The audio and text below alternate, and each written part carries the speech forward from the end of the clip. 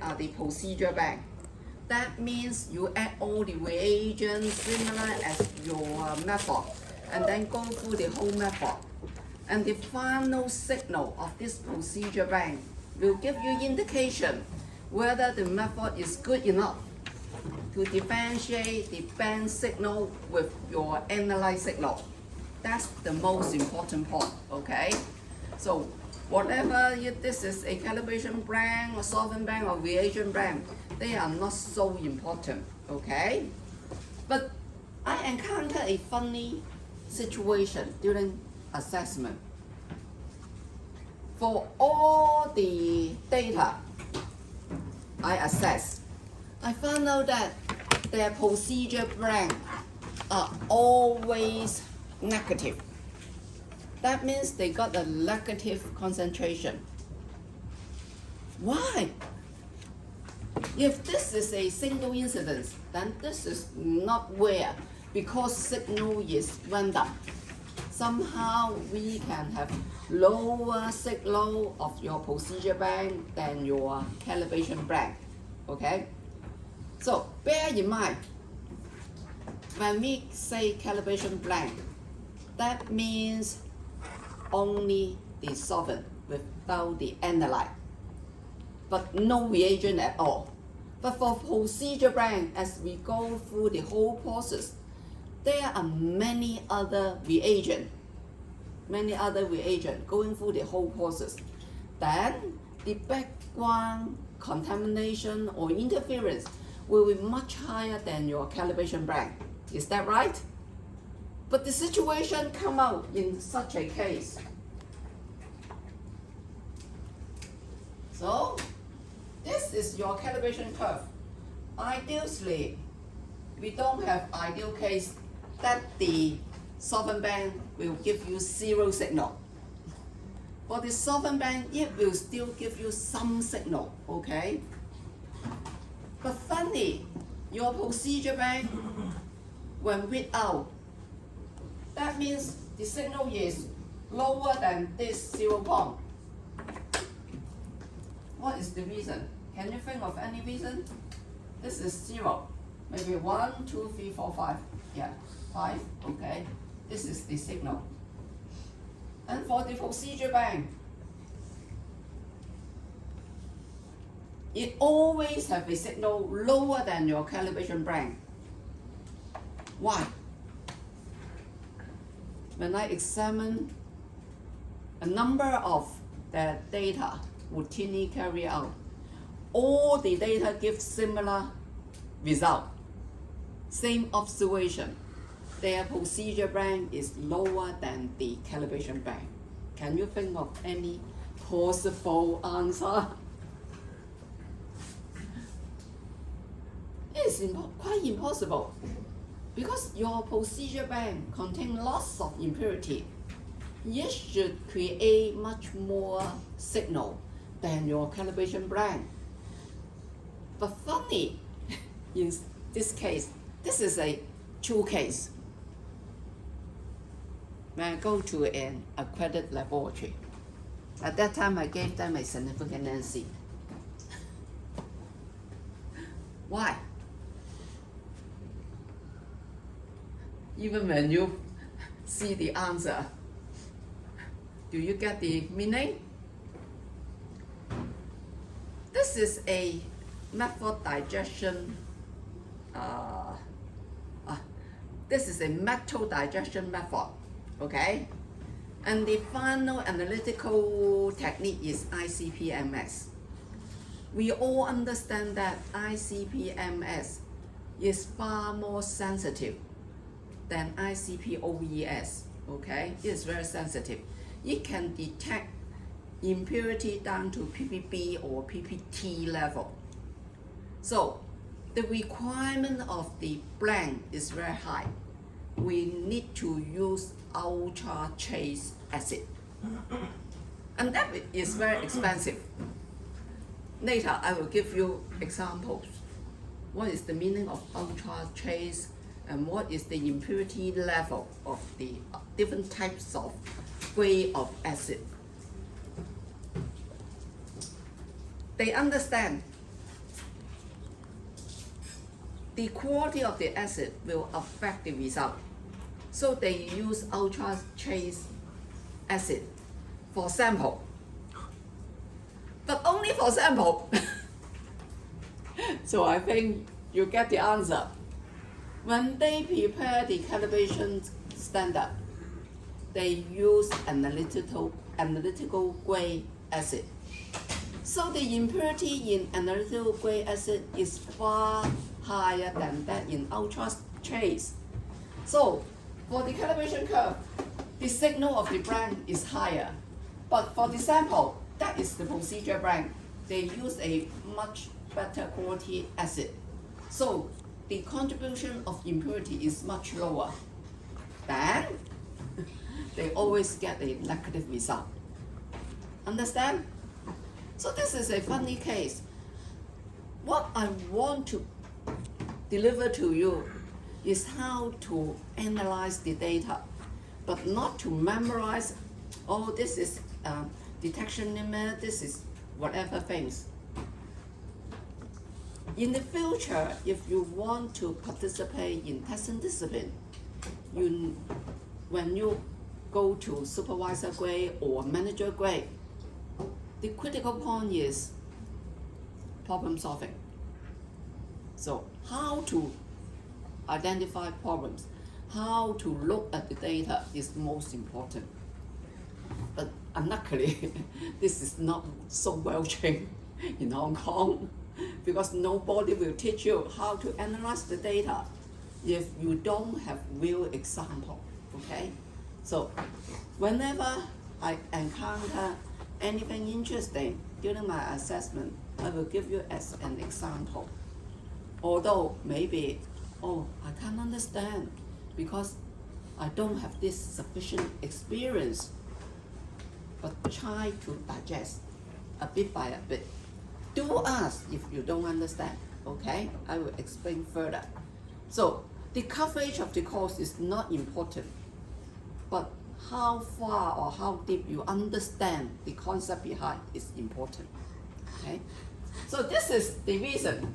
When procedure brand is always contribute to the negative result, that means the signal of your procedure brand is always smaller than your calibration brand. So possible reason, improper construction of your calibration curve. When I go to calibration curve, you will understand what is the meaning of improper construction. And then the second one is difference in the grade of solvent used for your calibration and that for your sample. So this is a typical example. Calibration brand and solvent brand is different. Although they both may be nitric acid, but the quality is different, so they are different, okay? So regarding this improper construction of the calibration curve, because the concentration of calibration standard you prepare is not even or doesn't cover your reporting limit, there may be a chance this is tilted. Okay. So when we go to calibration curve, I will give you lots of examples over here, okay? So that you can understand whenever at lowest level of analyte, then the quantification result is basically inaccurate. You can say that. Inaccurate. So this will be further covered in calibration curve, okay? So this is the possible reason. Possible reason. So if I give you a statement, procedure brand, signal of procedure brand is always higher than the calibration brand. Is this statement true or false? True or false? This is the style of questions that I will give you in the examination. Is that true or false?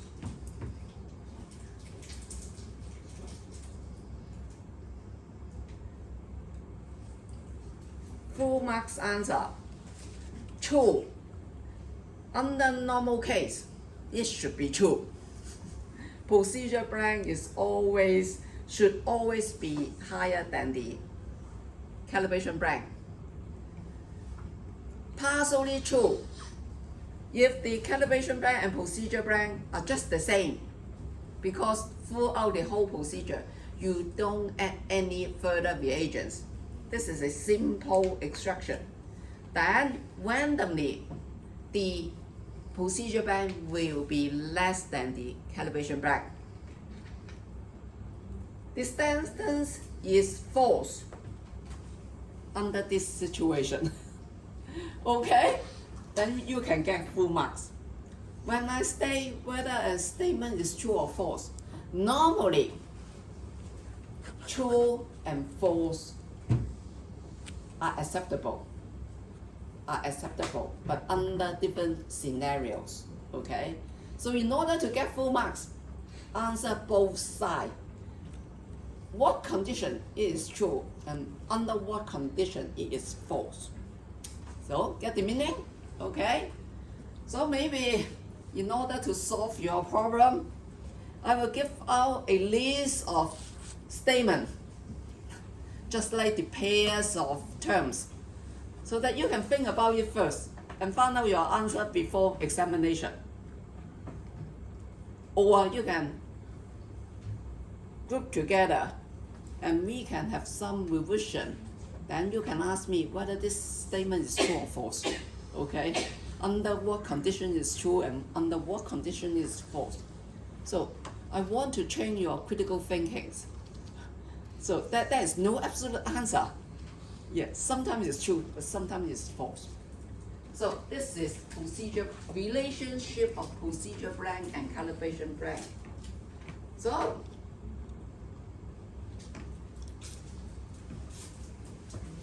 this is the example. Determination of lead in samples. The calibration standard prepared in AR means analytical grade when ultra pure acid is used for sample. So don't think that in the acid there is absolutely free of lead. Impossible. Because during the manufacturing of different types of acid, there are quite a number of different metals inside. And the container or the pipeline are made of metals, so they will contain lead also. So for the analytical grade acid, for example, the signal of the impurity of lead is 500.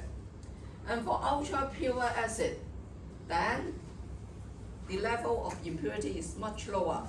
The signal is 20. Assume signal of 1 ppm lead standard is 5,000. So the signal of AR grade acid plus 1 ppm lead standard will be 5,500. If sample solution, you have 1 ppm lead presence in your sample solution, but the signal will only be 5020 because you use this acid, okay, the ultra pure acid. Then the quantified result will only be 0.91.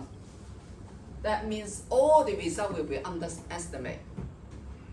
So in the case I observed during assessment, this is significant because all the result produced is incorrect. You can say that. Your brand give a negative result. That means your sample will give lower result than the expected value. Okay? See the point? So I give you some data trying to get you make more clear of the concept. So this is brand. A single topic. When you look at the brand, you can identify many problems already. After we select all the proper brand, then what should we prepare before method validation? The first one is fortify material and solution. That means we can use real sample and then intentionally add the a known concentration of our analyte into the sample. This is known as spike or fortify. The same meaning. That means artificially you add the analyte into the sample. And for this included material, that means the material itself contains the analyte already. Okay? That is positive sample. That is positive sample. Replicate, repeat measurement, repeat analysis. And the last one is statistical data analysis. In nowadays, despite of the industry you are working in, you should know something about statistics. Simple statistics. So all of you will learn statistics, a little bit of statistics, during your measurement uncertainty course. Okay? So for method validation, we still need knowledge of statistics before you can fully understand the concept behind. Okay? So, routine test sample. In the laboratory, you may apply a large scope of matrix. That means a large group of samples to be analyzed in the future. But concentrate on the routine sample you will receive from your customer. So this is an example. If I try to develop method for sugar in drinks, this is the requirement for nutrition labeling. Okay? So sugar in drink, there are many drinks that contain sugar. And in such a case, I will select Coke. The level of sugar in Coke is relatively high. But we have zero Coke. Zero Coke means that there is no sugar. So if you can analyze accurately spike sample of zero Coke, that means you can also apply the spike technique to real sample with the normal Coke, which contains sugar. Okay? That is the concept. Understand? So normally when we say, oh, we select the sample, so what is water and wastewater? In environmental tests, the scope covers only water and wastewater. That means two types of matrix. Then what is water?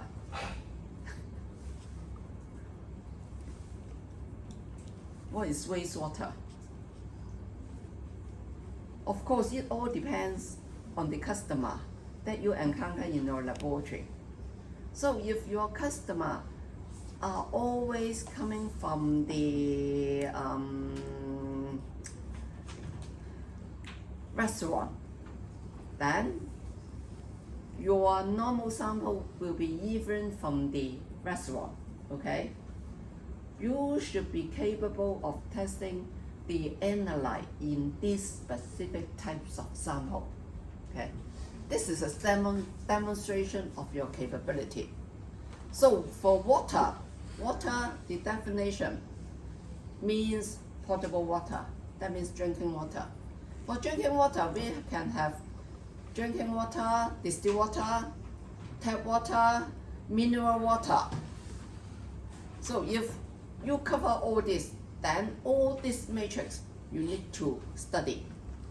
So it depends on your potential customer, potential samples. So make sure you can demonstrate your competence in carrying out this test. So another example, salt in oily food.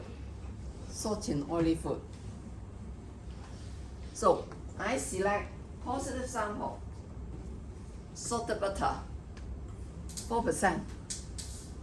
Not in Hong Kong. In Hong Kong, according to the composition and labeling law, butter, the maximum amount of salt shall be less than 4%. But we have unsalted buffer. Okay? So this unsorted buffer will be used for spike recovery. And this positive sample, you need to carry out and see whether it gives you the similar result as the label result. Okay? So this is a demonstration of confidence, how to select your sample properly. Okay? So this, I just give you some example. Don't just say that I come across many cases for food analysis. Oily sample, 3 matrix. Normally for food, we divide into 5 matrix. And for each matrix, we will carry out 3 food types. The 3 food types for oily food: peanut oil, one is 獅球嘜, another is 稻麥, but also peanut oil. The third type is also peanut oil, but another brand. That is no use, because the 3 food types basically are the same, peanut oil. Okay? So for food, it is a complicated matrix containing many different types of material. For food analysis, food method validation, even for oily food, I require the laboratory to conduct at least oil from plant and also fat from animal. They are also classified as oily food, okay? But 2 different extremes. One is from plant nature, another one is from animal nature. It is the same when you apply to protein. We have plant protein, but we also have animal protein.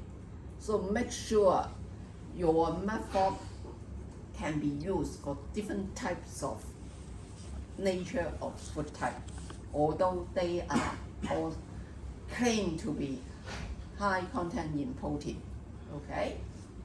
So this is the scenario.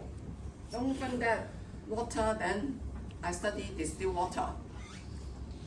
Watson's, Vita, and maybe another type of distilled water, but the matrix is just one. That is distilled water. Okay? So no use at all.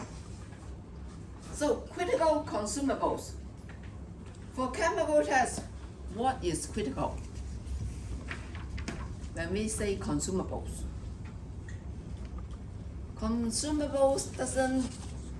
does not just limited to reagent, but there are many consumables.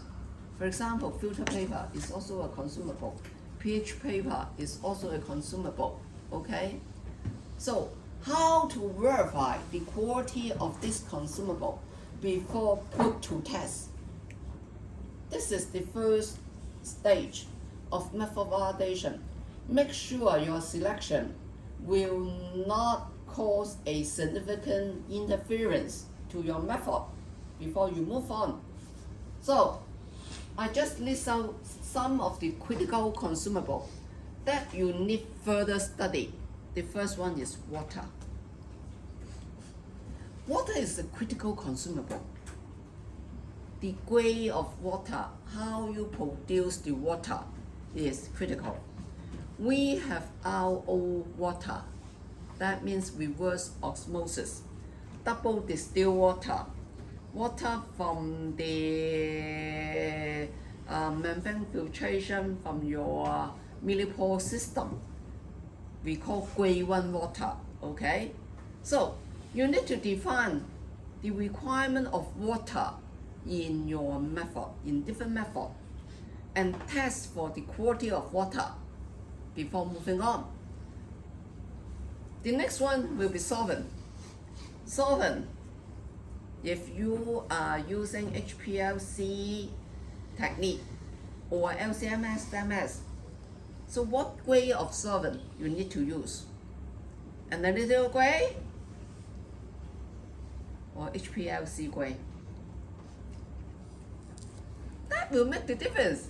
The same meaning as acid. For acid, the impurity will be different. For solvent also, because when you want to prepare HPLC grade solvent, you will redistillate the solvent not just for one time, but quite a number of times to remove your interference, to remove the impurities. So, of course, the price will be much more expensive, okay? Reagent meaning all the reagent going through the whole process, maybe including salt, different types of salt, drying powder, especially for organic. We need to dry the water. Then we will use sodium sulfate as our drying reagent. So all this should be tested, but we will not test one by one. Normally, we will prepare a procedure bank.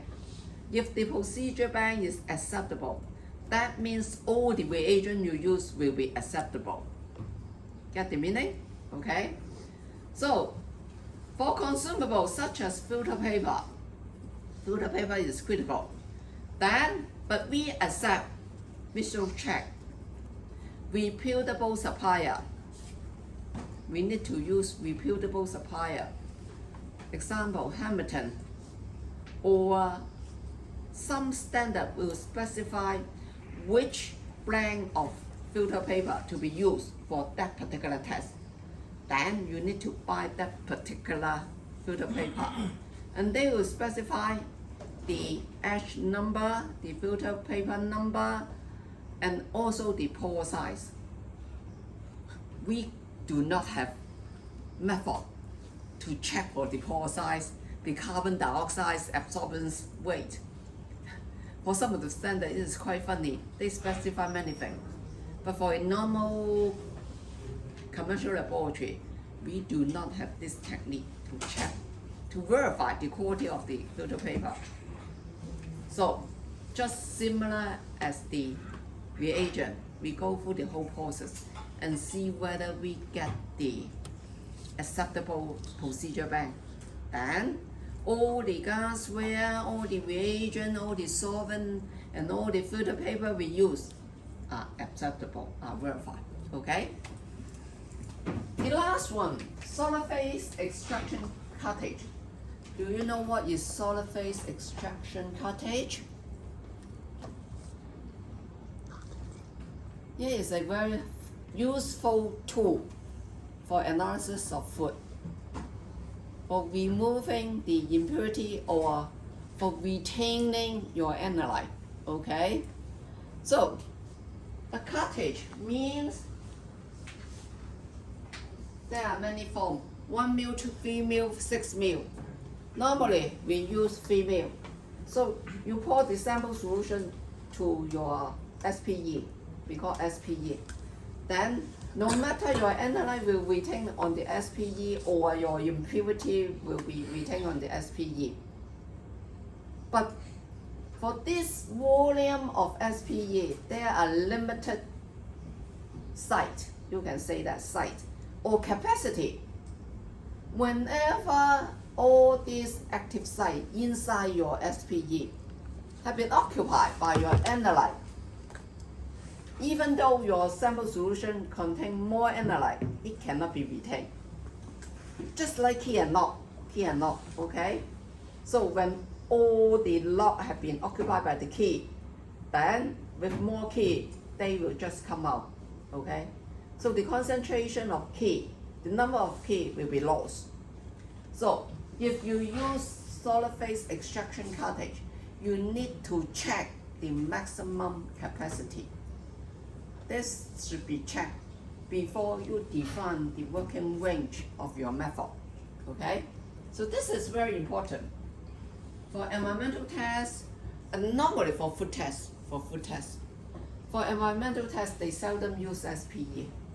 Food tests, we use a lot of SPE technique, okay? So I'm not sure whether Dr. C will cover this part in the food course. But I give him all my course material already. Hopefully, he will cover this part. Okay.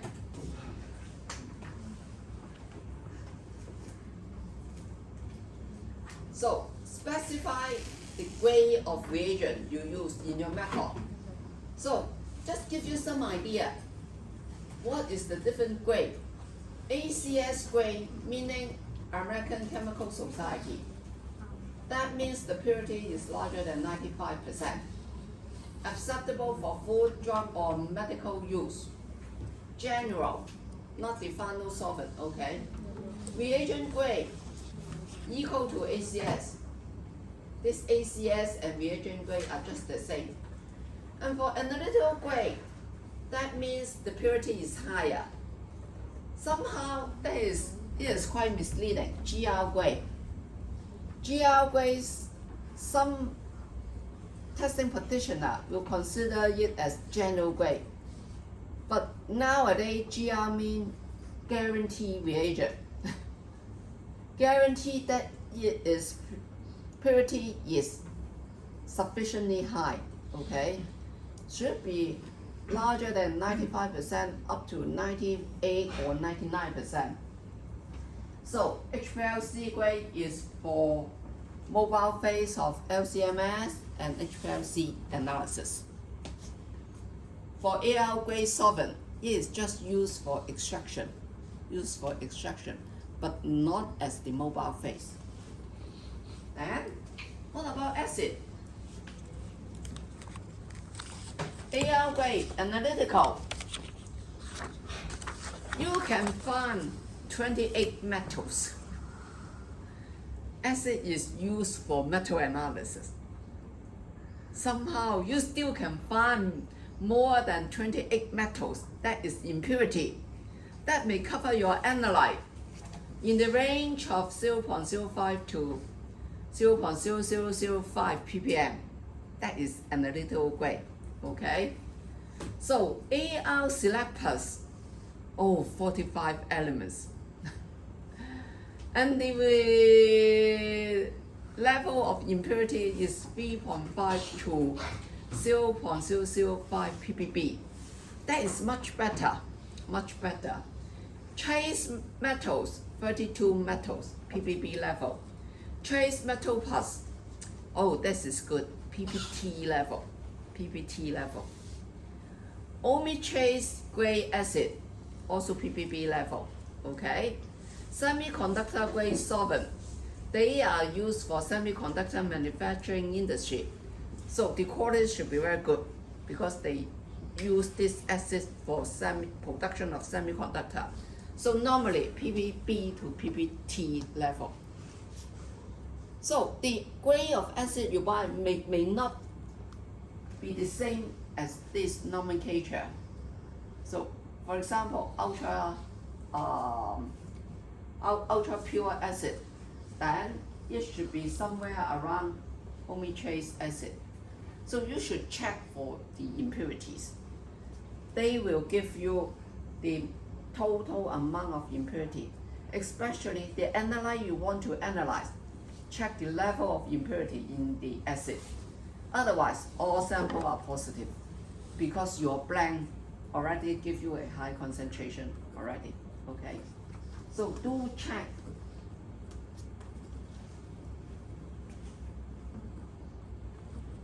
So for water,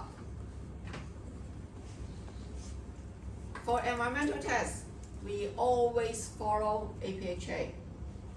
APHA is American method. In Hong Kong, for most of the environmental laboratory, they will accredit for the APHA method or in-house method based on the US EPA. So both APHA and US EPA are based on American method, okay? So in this APHA, they specify the quality of water. They subdivided that into low, medium, and high quality. And you need to check the water you use whether fulfill this requirement, okay? But somehow it is difficult. For quantitativities, once the water come out of your dispenser, it will be in contact with air. and the conductivity will increase. So normally we check the conductivity of high grade or grade 1 water with inline. That means the meter is built in the instrument. Otherwise, you can't measure accurately. No matter what types of conductivities meter you use or how good is your electrode, it can't detect conductivity down to 0.1. Quite impossible, okay? So, for all those who are not working in environmental tests, in general, especially for consumer products testing, they will specify their water based on the ISO 3696 standard.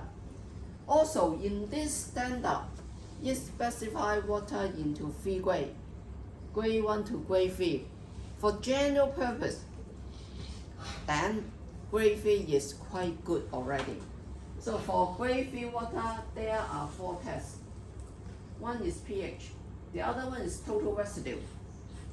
That means within 1 liter of water used in your laboratory, the total amount of residue left behind should be less than 2 milligrams when dried at 105 degrees Celsius, okay?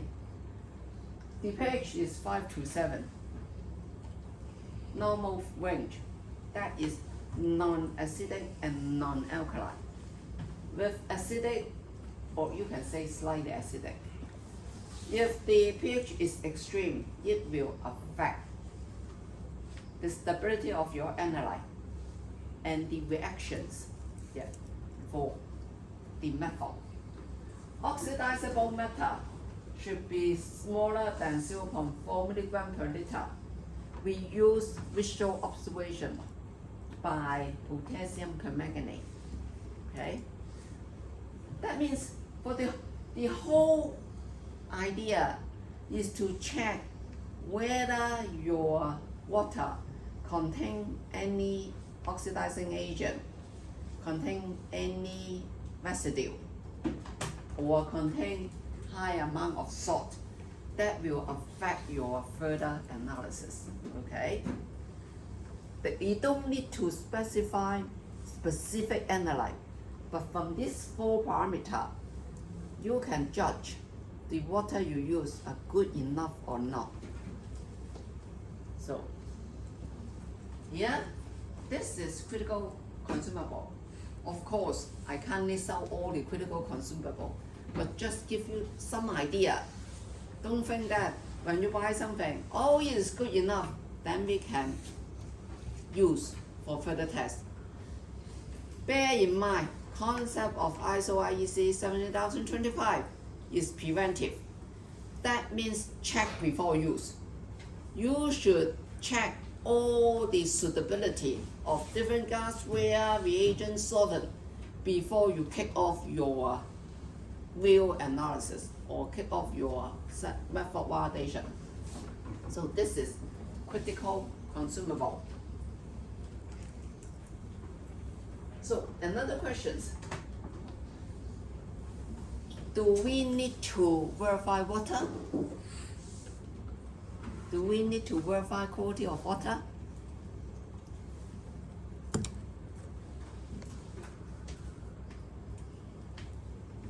Yes and no. Do we need to verify water in a laboratory? If it is used as a reagent, sure, yes. But if this is just for consumption by your staff, then no. Your life is need not be protected. But the result of the analysis should be protected to ensure validity. That is the answer. So intended use. If this is not used for the test, it's up to you to make your choice for your water to be consumed, okay? But if this is a reagent, then it to be used, okay?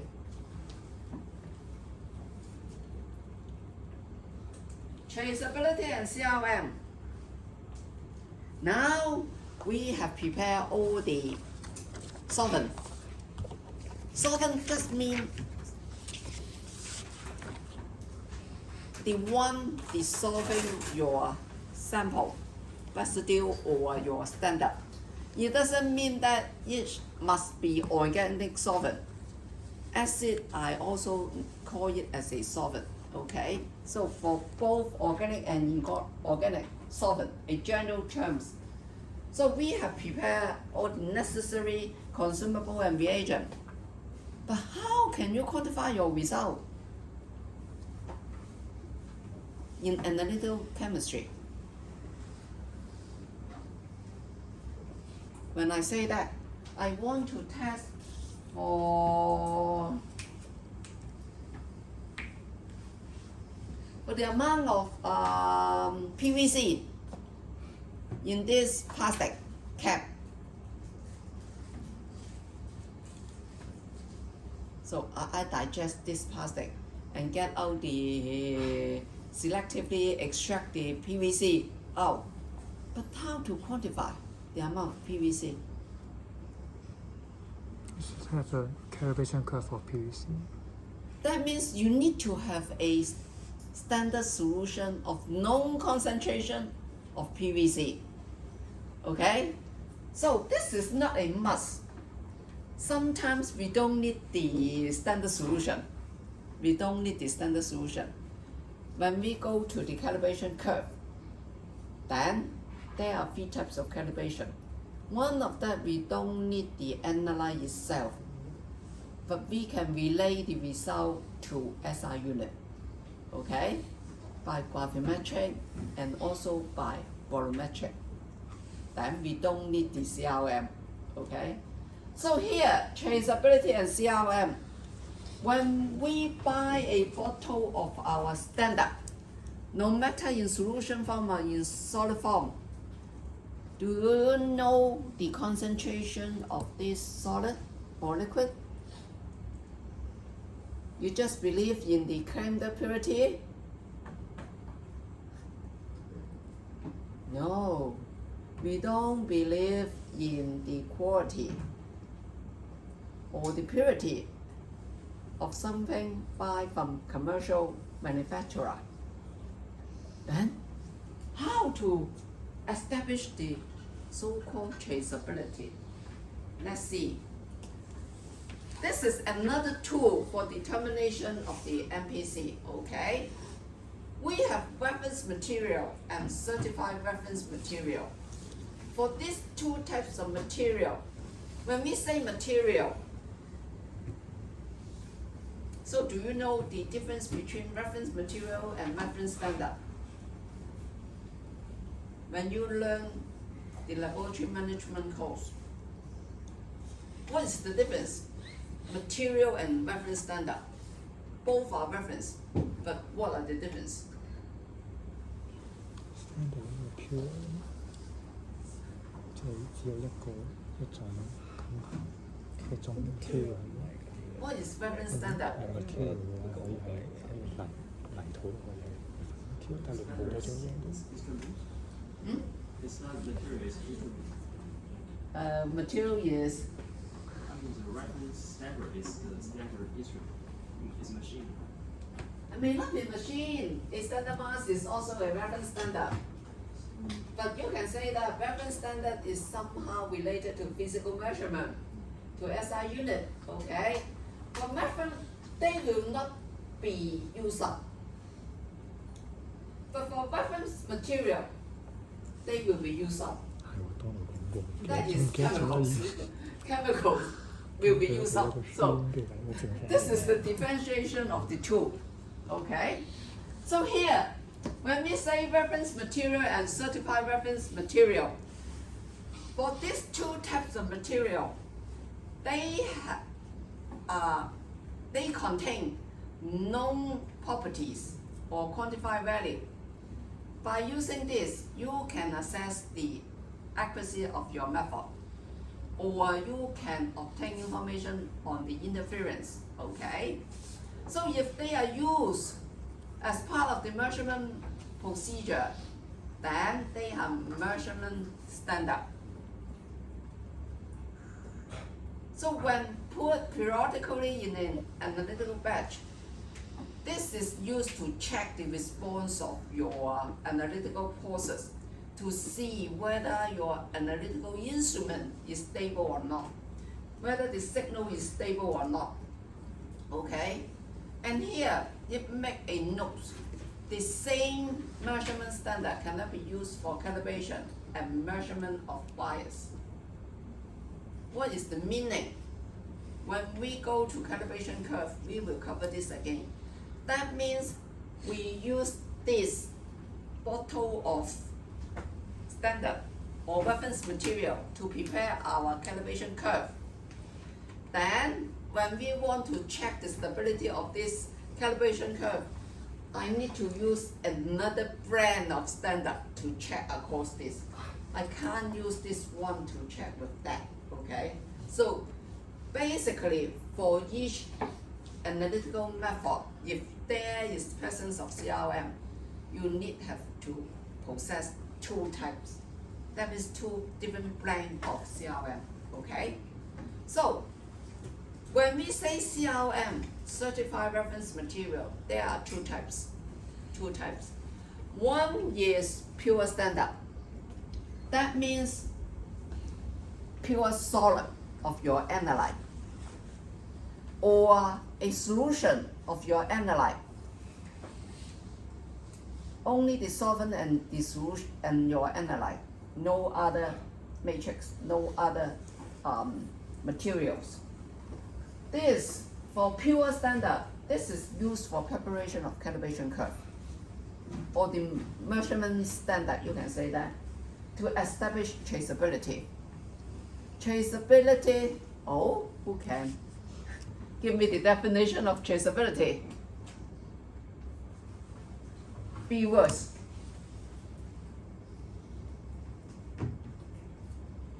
Four words. Traceability basically is unbroken chain of comparison with a reference, okay? Point back to a reference, okay? That is traceability. Okay. So, establish traceability. How can I make sure the result produced in your laboratory can be compared with the result with your another laboratory? Because both of them can establish traceability. That means they have similar reference. Otherwise, they cannot be compared, okay? Another type of CRM we call matrix CRM. What is matrix CRM? That means your analyte, the content of the analyte in a particular type of sample is certified. For example, the previous example, the amount of salt in butter, then this is matrix CRM. The salt content is certified in butter. That is a matrix or a sample type. Matrix meaning sample type, okay? This CRM is for trueness study. That means we can use this type of material to see whether we can get back the certified result by your method. And this gives you the trueness of your method, okay? And for this pure standard, they just give you the traceability and how to quantify back the sample concentration of your analyte, okay? So their function is quite different. So traceability is the property of the result of measurement of or a value of a standard. The most critical wording is unbroken chain of comparison or having stated uncertainty, okay? So the highest level of traceability is SI unit. Then from the SI, we prepare many national primary standards And from here, full comparison, then we make some secondary standard. And then from this secondary standard, then we produce internal reference material. So the uncertainty will be higher and higher when it comes to your laboratory, okay? So each step is basically a comparison, either comparison of signal or comparison of the, you can say comparison of signal, okay? So still remember the 7SI? The 7SI unit, we have mass, the SI unit is kilogram. We have length, the SI is meter, time is second, temperature is Kelvin, and then current, ampere, luminescence intensity. Hong Kong, we seldom carry any test on luminescence intensity.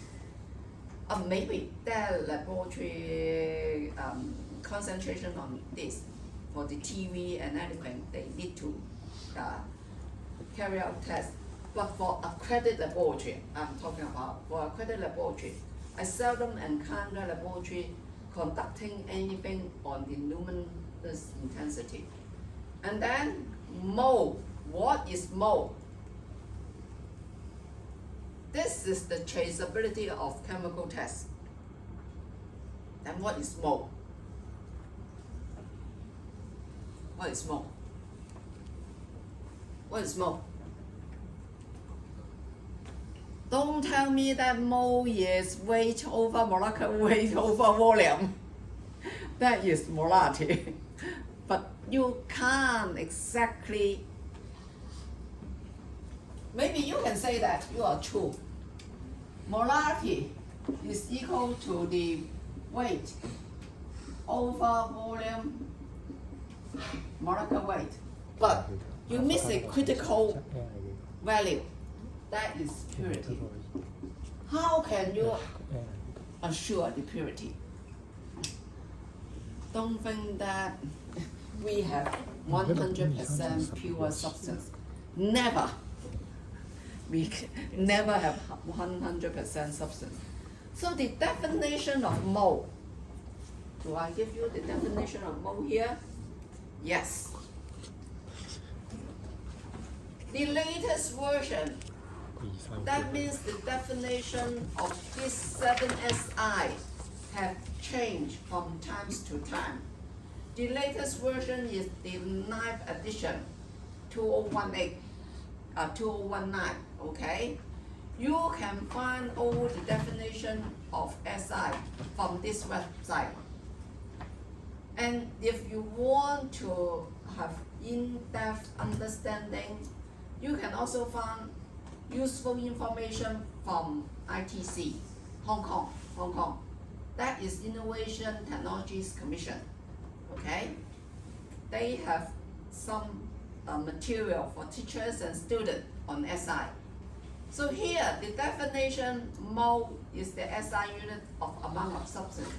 That means 1 mole contains exactly the Avogadro phone number, 6.0001407 times 10 to the power 23. Of course, these numbers also have uncertainty. It all depends which literature you use, okay? But how do I measure the number of entity in a drop of water? That means, how can I measure how many molecules of water within that volume? Then this will give you the purity of water.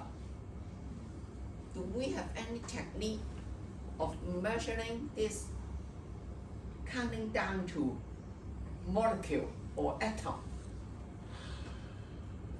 In Hong Kong, basically, no, we don't have such a technique. In Shenzhen, there is such a technique. They have an instrument called NAA, counting the neutron. So by counting the number of neutrons, you will know the number of atoms, okay? So for most of the commercial laboratory, even for government laboratory in Hong Kong, they don't have any useful technique in counting the number of mole, okay? So how can we establish the traceability to SI?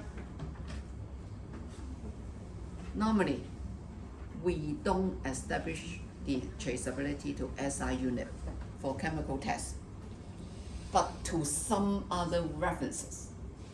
The references will be CRM, Certified Reference Material, okay? So,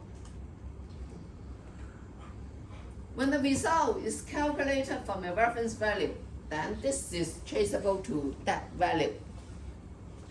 That means when the result is calculated from a certified reference material, your analytical result is traceable to that CRM. Get the meaning? Okay. So traceability will allow meaningful comparison between results. The references can be a reference value, reference material, or agreed method, consensus method. Still remember last lesson, empirical method, rational method. If you measure your analyte not by the required empirical method, will you get the same result or similar result with other laboratory? No. So in such a case, the result will be dependent also on the method, okay? That is one of the traceability. So later I will give you example on traceability. So whenever, if the, first of all, traceability to SI, this is also covered in your laboratory management. Calibration by competent company, that is accredited calibration laboratory, okay? The second one is certified value of the certified reference material produced by a competent producer. That means the producer is accredited. And this producer produced a CRM, the stated metrological traceability to the SI. Just now you say that we don't have anything traceable to the SI. How can the CRM traceable to SI? There is CRM traceable to SI. From other countries. Hmm? From other countries. Mother country? We don't have any mother countries. Other countries.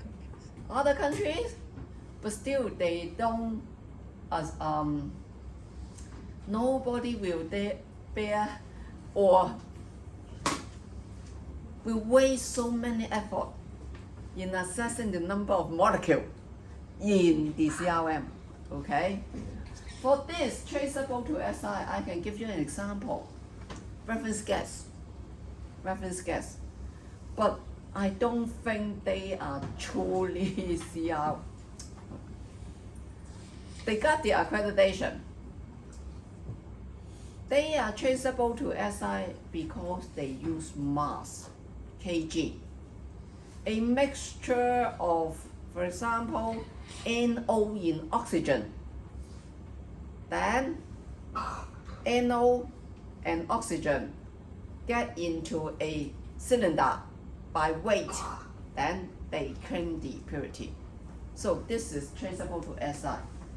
But the question is, what about the purity of the original oxygen, the purity of the original NO? That will be a problem. So they will assess the purity of oxygen and NO by other GC analytical method. But the CRM itself is traceable to SI because they mix the gas by weighing, that is by kg. Okay, so this is SI unit.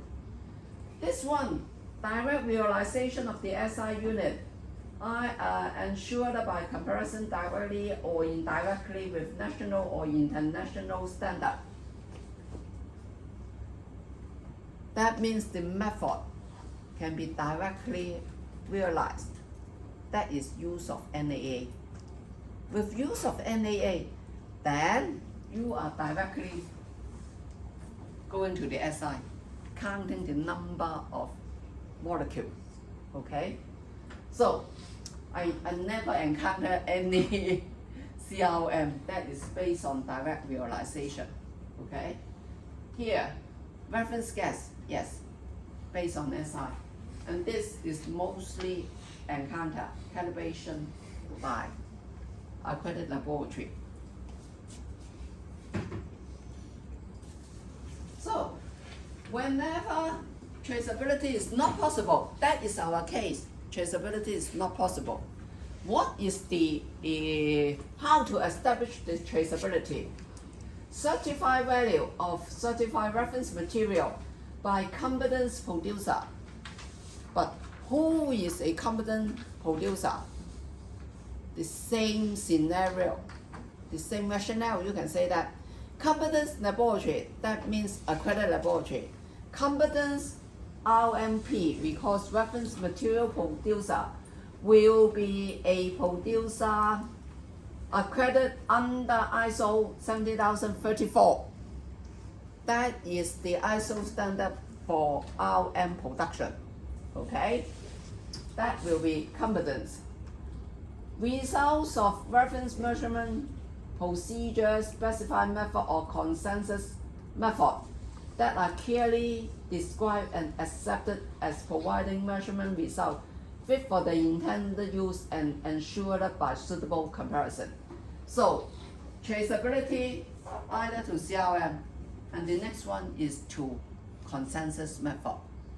For consensus method, that will not be in-house method. That will be standard method. Standard method with inter-laboratory comparison.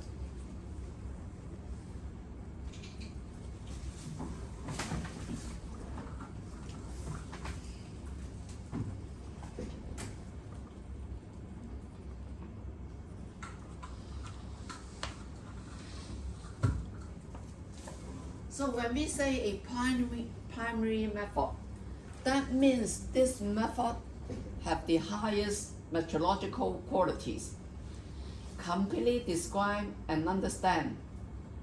And this is directly related to SI unit. So I give you some example here. Gravimetric method, that means the final result is SI, kg, okay? Titration is volume. So you will find out that what is the SI of volume. We don't have volume in the 7SI. Then what is the SI of volume?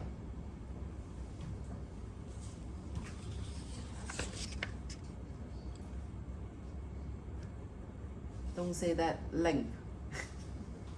No. In chemical tests, volume, when we calibrate volume, we use weight, kilogram, okay? So the SI of volume is also kg, Here, gravimetric, that is measuring the current, measure the current increase or decrease. Then based on physical equation, Nernst equation or any equation, you can calculate the concentration of your analyte. Okay? The next one, determination of freezing point depression. So all these physical constant, the traceability is basically the physical constant and also the SI will be temperature. When in the presence of the analyte, there will be decrease in the freezing point of water. By calculating the decrease in freezing point, you can calculate back the amount of analyte in the sample. Okay, so this is also SI, Kelvin. This is temperature also, but this is heating, this is cooling. So both depends on temperature. But for normal analytical technique, we don't carry out this except the first two, gravimetric and valorimetric. For these three, we seldom conduct this test. For these two, yes, in construction material testing, we have this technique, but I seldom aware we use such a technique in other disciplines. So this is simple. Primary method, traceability is SI. Method of known bias, that is international standard. Independent method, just the result of specified method, no traceability. You need to establish this traceability. Inter-laboratory comparison, yes, this is relatively similar to method of known bias. That will be the result of specified method. Okay, that is the traceability claim. Now, example. The first example, gravimetric method. Determination of purity of sulfate using barium chloride.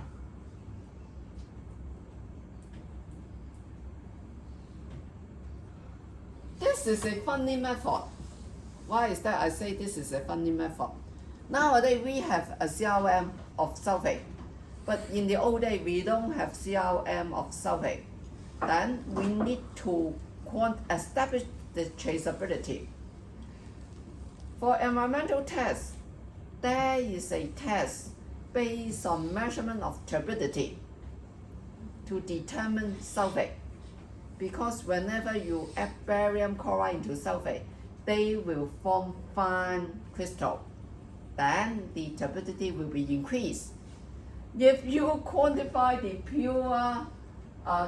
purity of analytical grade sulfate by that method, the uncertainty is very large. But they can't think in other way. Why don't you use a primary method?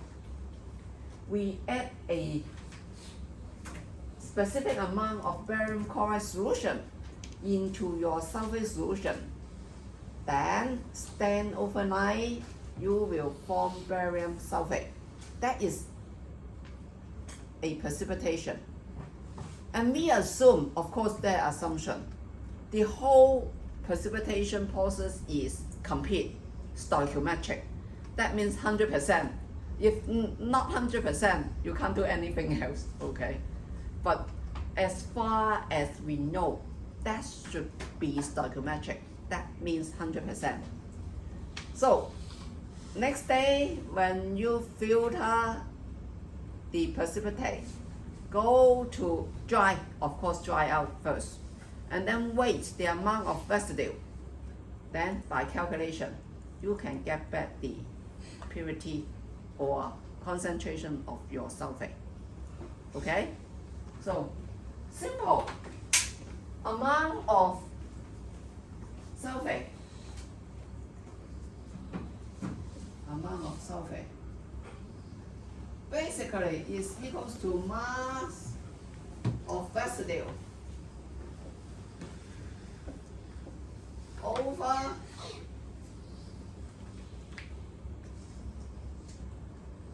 molecular weight of barium chloride, barium sulfate. Okay? 1 mole to 1 mole barium sulfate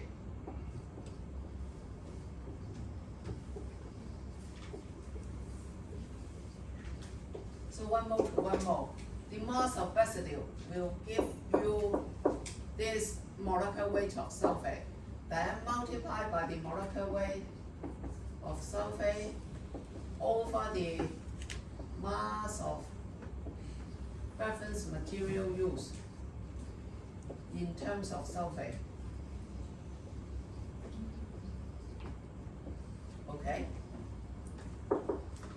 That will give you the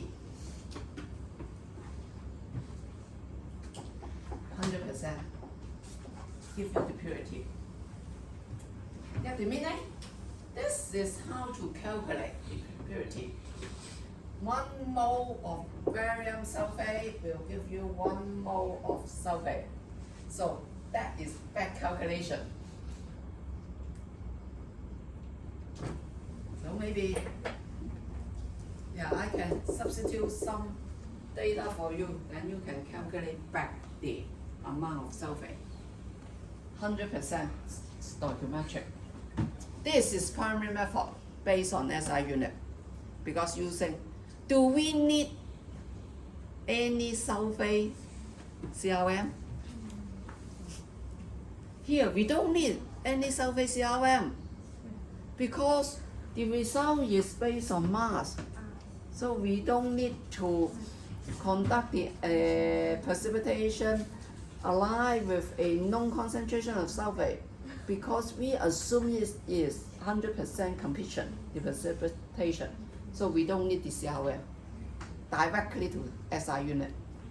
So the second example, standardization of acid by sodium hydroxide. So the molarity of hydrogen chloride is equal to the volume of sodium hydroxide times the molarity of sodium hydroxide over the volume of hydrochloric acid used. The volume using the Dirac, and the accuracy of the volume is calibrated by balance because we use water to calibrate the volume. So the traceability is also to kg. But for this test, the traceability, your apparatus, that is the Dirac, the traceability is kg, the volume. But for another traceability, because the sodium hydroxide, you don't have any CRM sodium hydroxide. Then we need to standardize the sodium hydroxide by potassium hydrogen phthalate. So here we have two traceability. One is the CRM of sodium hydrogen phthalate for standardization of the sodium hydroxide. Another traceability is the apparatus you use, that is Dirac. The traceability is to kg. That means the accuracy of volume is basically ensured by weight. That is kg, okay? So this example, you have two traceability. One CRM and other one is SI unit. For the first one, only one traceability, that is SI. The method itself is primary, okay? So another example, empirical method, moisture emit. We follow a standard method, AOAC method. Moisture is equals to initial weight minus final weight. Loss in weight will be amount of water, okay? And the WI is the initial weight. So here we don't need a moisture CRM, that is water, moisture. Once again, the equipment, the balance, the traceability is SI, kg. But there is another traceability, that is the empirical method. You can only say that the moisture emit is that result because you use this method. Dry at a particular temperature for particular time, then you get similar result. If I dry at a higher temperature, the result will be totally different. So the traceability is to common or consensus method, that is the AOAC method. Another traceability is the equipment you use, that is the balance, kg, okay? So you can't say that for chemical test, the traceability is always to SI or non-SI, CRM or non-CRM, to method or non-method. It depends on the method first, the analyte first. So The last example, rational method with so-called true value.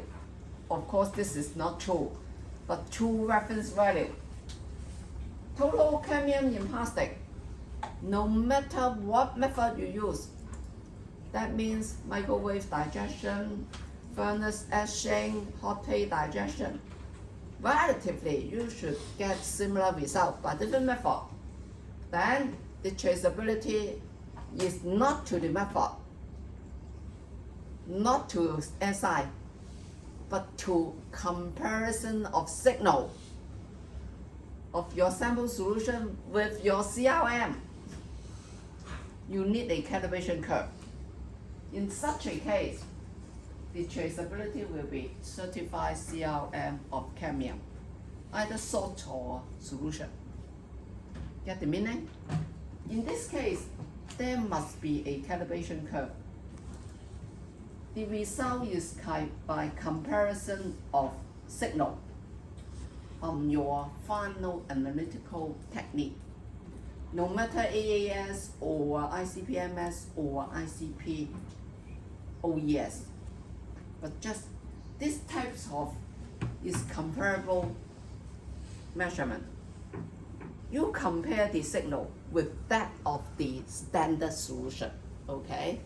So in such a case, presence of CRM and construction of a calibration curve is a must for comparable technique, okay? So this, for example, you will see that traceability is quite different.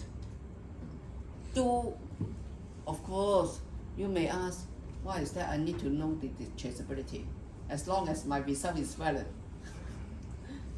But that is the background. That is the background. Then you will understand, should we follow the method exactly? Should we buy any CRM? Or should we calibrate our equipment by SI, traceable to SI, or by comparable signal? Okay. By understanding this, you can have a better concept on your method.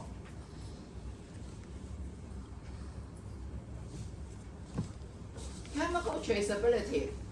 When we say chemical traceability, is the science producing the basis for comparison and traceability in chemical measurement. Only this is our test sample. We all use reference material from commercial supplier, but we don't trust for their purity. So we need to buy CRM to verify the purity of these RM. Then the traceability from laboratory A and laboratory B will be to CRM. So the result can be comparable, okay? Here is the definition of reference material. Although a slightly different, you can see that for ISO Guide 99, reference material sufficiently homogeneous and stable with specific property. For one reference material, it may contain many properties. That means it can have many known value of properties. Whenever this is fit for its intended use, then fit enough. For ISO Guide 33/2006, also material sufficiently homogeneous and stable. This tool is very critical, stable and homogeneous, okay? Otherwise, they cannot be used as reference material for preparation of your calibration curve. Both of them fit for the intended use, okay? So, although there is minor difference, but the meaning is the same. For the use of reference material, method validation, measurement uncertainty, verification of correct use of, that is method verification, calibration, assigning value to other material for quality control, okay? So let's see the definition of CRM. certified reference material, providing one or more specified property value. So it doesn't say that it is stable and homogeneous, but we assume it is stable and homogeneous. The only difference from the RM is that there is a document, and this property with associated uncertainty using valid procedure. That means for this CRM, you should have a CRM certificate giving the certified value of your analytes. And each certified value will have stated uncertainty. And their traceability, there should be a traceability statement, okay? So, ISO Guide 33, basically similar property, a similar definition, one or more properties, and bear methodological valid procedure. That means how to assign a value to this CRM should have methodological traceability, okay? And that is a certificate specify the property's value and its uncertainty, and that is a statement of methodological traceability. No, okay, let's see.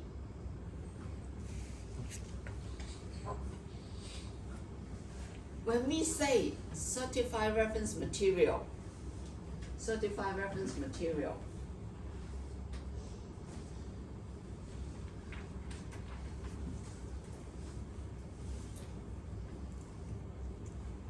we have say that an organization that has been accredited for ISO IEC 7034 is considered as a competence reference material provider.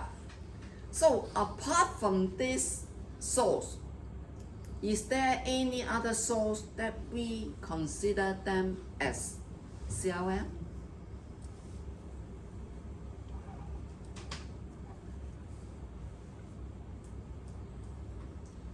Get my meaning? Get the meaning? So it is easy to buy a CRM with a certificate accredited under ISO IEC 7034.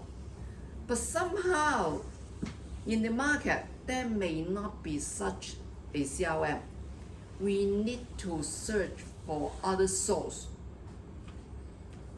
Then we have another source. This is another source. What is this source? Appropriate National Metrology Institute or designated institute with assigned value covered by the BIPM, that is the International Bureau of Weight and Measure, key database comparison database. Whenever you can find one CRM from this key database, that means this national institute. When we say national institute, that means they are national grade. They don't need to be accredited. I'm the National Traceability Organization already. Why should I accredit? Why should I be accredited or assessed by accreditation body? You don't have the right.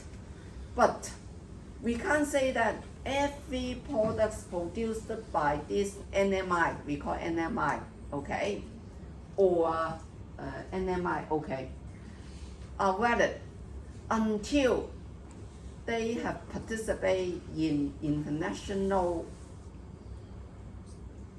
PT comparison, international proficiency testing comparison on that particular analyte, okay? Whenever they have participated in this international comparison and the results are valid, then they have established this same traceability we call and their product are valid, and they will put the name, the code of their product in this database, okay? In this database. So, how can you, so two sources. One is ISO IEC 7034. Another one is any material that you can find in this database, then they are CRM, okay? So it is easy to fall in a trap because if you buy something from a RMP, do check what's the meaning. They are RMP, but not all the material produced are within the scope of accreditation. Some laboratories do encounter, oh, they check the web, this RMP is accredited, but the product they buy doesn't within the scope. That means they are not CRM, okay? Or you buy from NMI, but they did not appear in the key database, so they are not CRM. Even for CRM, I do have from some laboratories saying that hawkers reject their certificate. They have the logo accredited by some accreditation body under ISO 7034, but the metrological traceability procedure, they say that that is not acceptable. And the laboratory, how to say, it is quite difficult. You can say that I buy from the RMP already. I spend lots of money, but you say that it is not acceptable. Then do understand what is metrological traceability and do check the certificate, okay? So for this key database, we go to this website and then this KCDB, that means Key Comparison Database. Go to Advanced Search, Chemical and Biology, because we work in chemistry and biology. And then, for example, lead, we want high purity chemical lead. Then apply criteria. It will show out all the high purity lead to you. So then you can go to different source provider and buy the CRM, okay?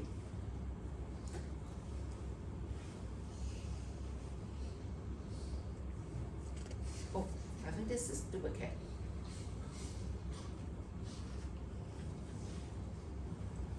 Yes, that is duplicate of the previous. Okay, never mind. And we can go further.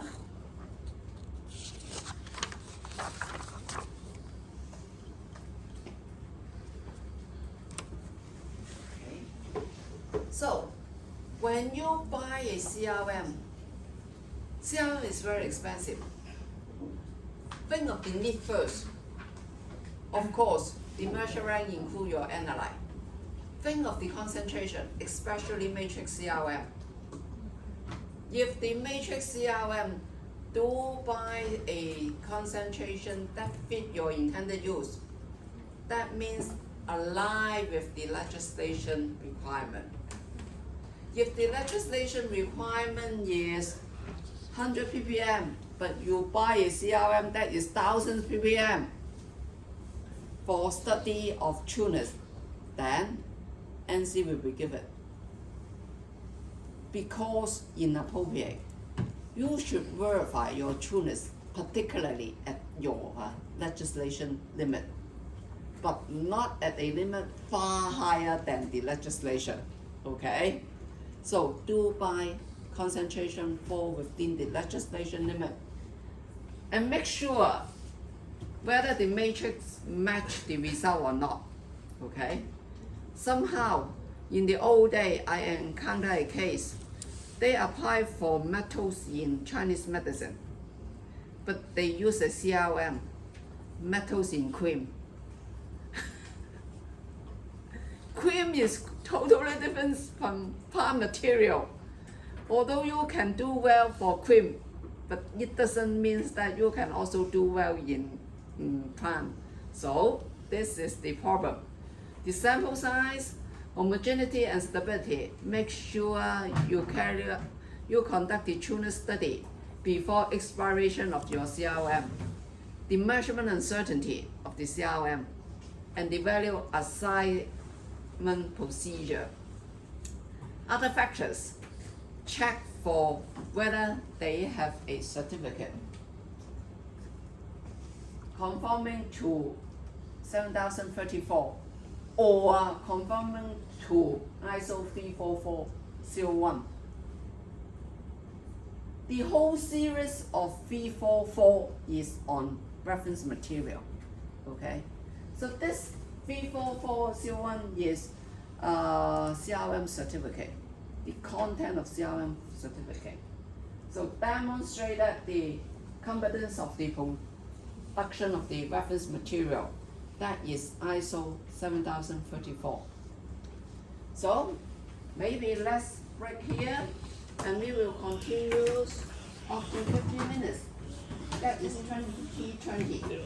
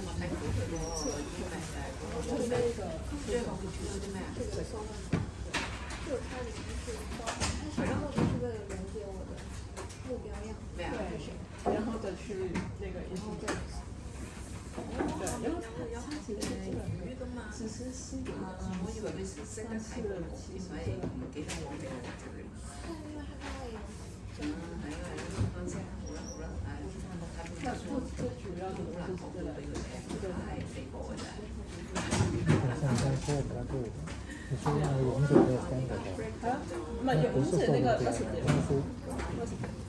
即係最尾入 H 嗰啲係佢係剛成住咗，你加少少佢入佢就嗰隻。我覺得會講話打入機嘅，除咗 Anna 以外嘅所有嘢都叫做蘇芬。都係嘅。有 quiz？ 那个没有，你们选了做这个 project 嘛，所以没有 quiz。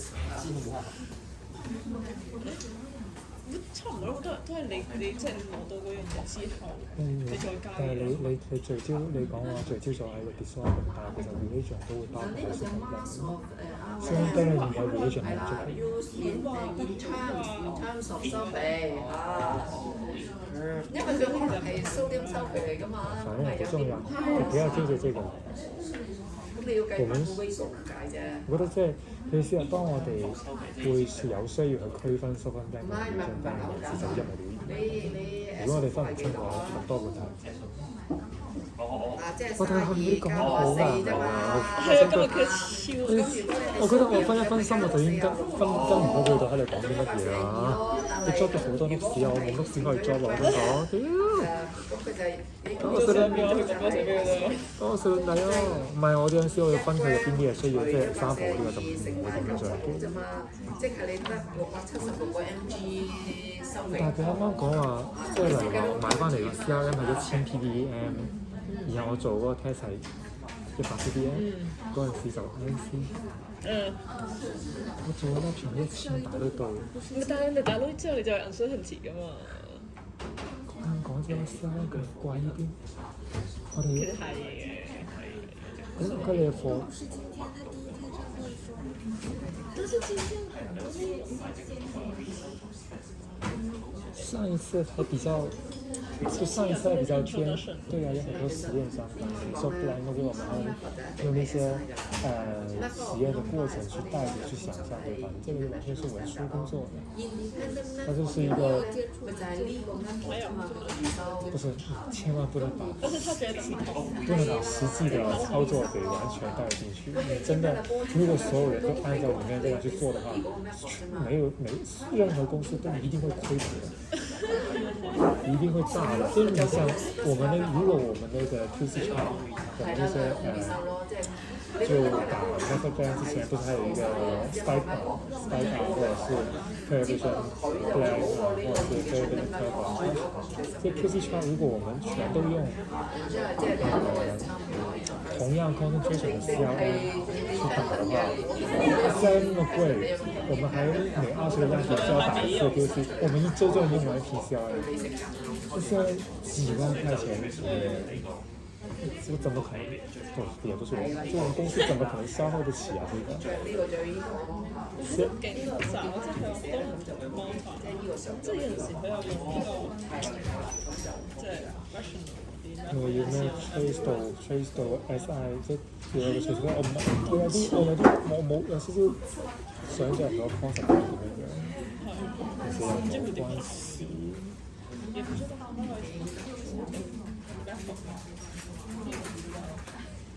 那个有时候就是用那个 rational method， 是用那个 empirical 的，不是用那个 SIU 的。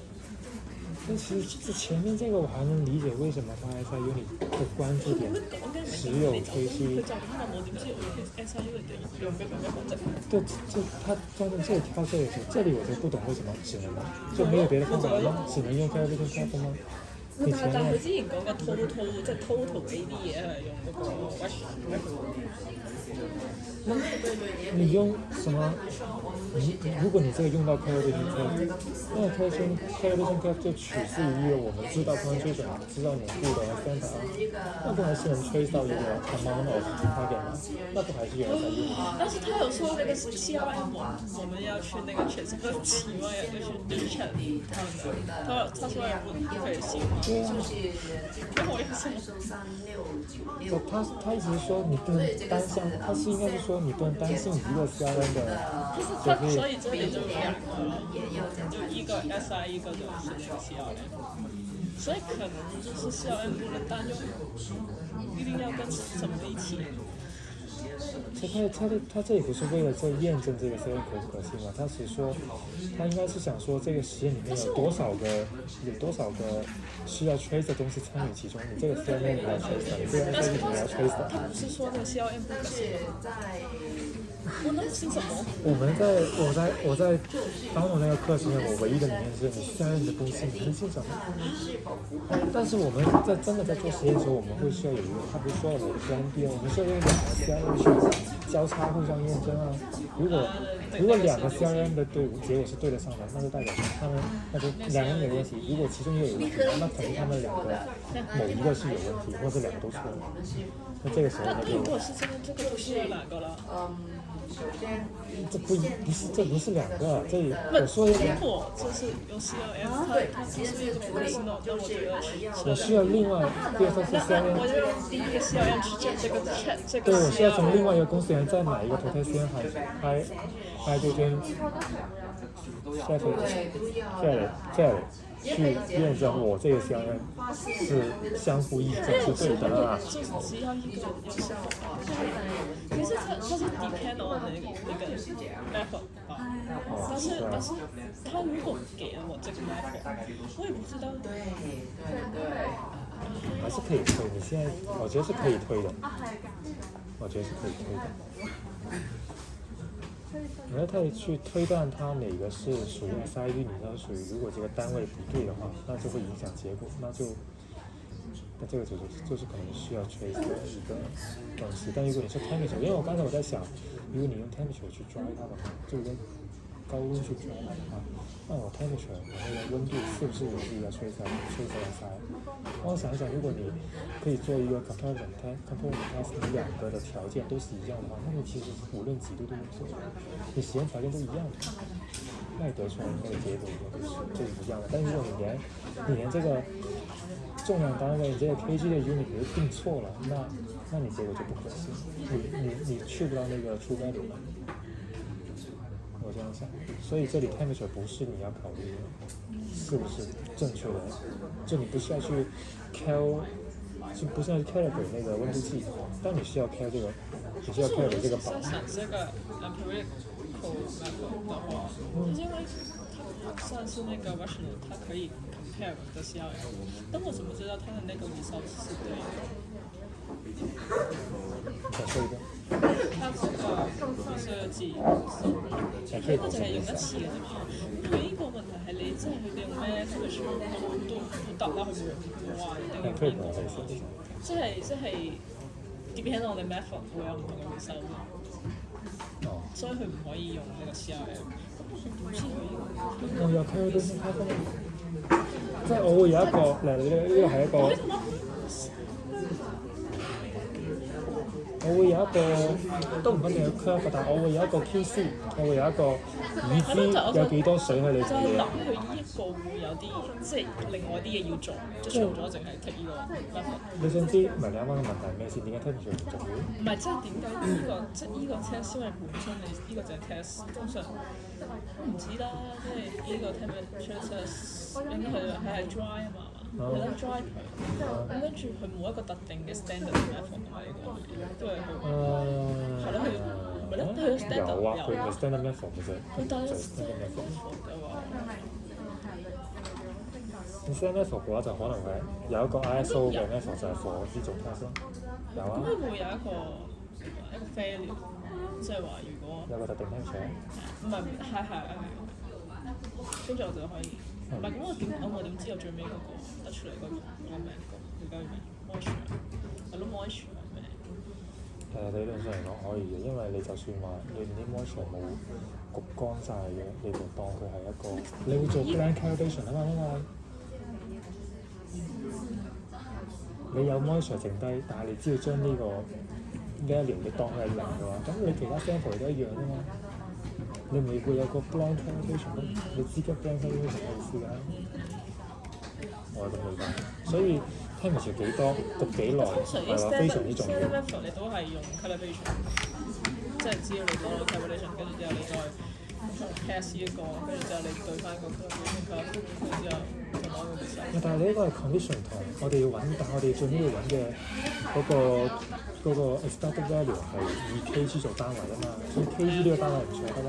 但係你 temperature 你 heat 你只係一個過程，你只要條件統一嘅話，你其實冇所謂。係。但係你最尾我哋個 form 出嚟個 result 係用 kg 做單位嘅，咁 kg 即係例如個磅咧就唔錯喎。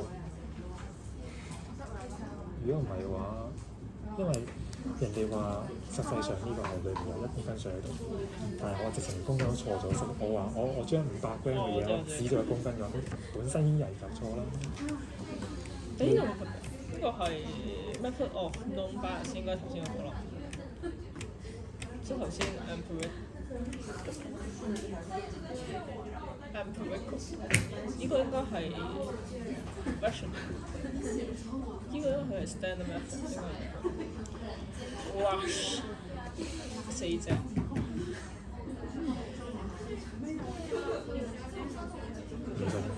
我唔識，完全唔知。我就知呢個係呢個係 TT test 啦。冇講，即係佢有啲係即係點講 overlap 嘅之前嗰個一個 course。我做唔晒啦。咁快？咁快唔記得晒？我係咁樣啦。你唔係成日用嘅咩？但係真係做叻嘅啲人係唔會用呢啲嘢啦。都話係唔會用嘅，黐線！呢啲嘢係要佢哋 supervisor manager 先會掂嘅，我關我鬼事。我就算即係我哋都 follow 嗰啲。就算上多一級，我去到 canvas 我都唔會掂呢啲啦。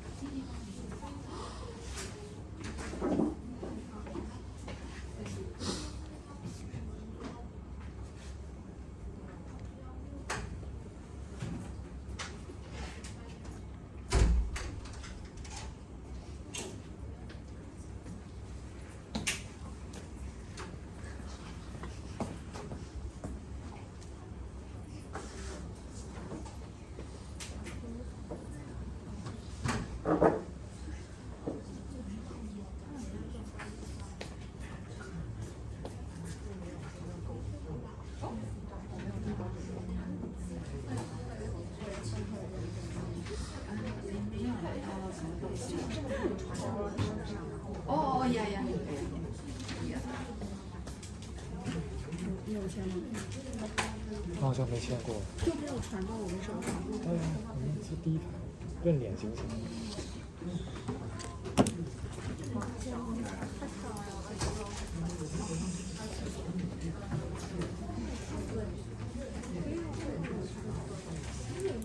嗯，是拍照片，嗯，之前有拍过。哎，对不起，放在这边。咦，點解我未有嘅？未有咩？我 Battle 已經有嘅嘞喎。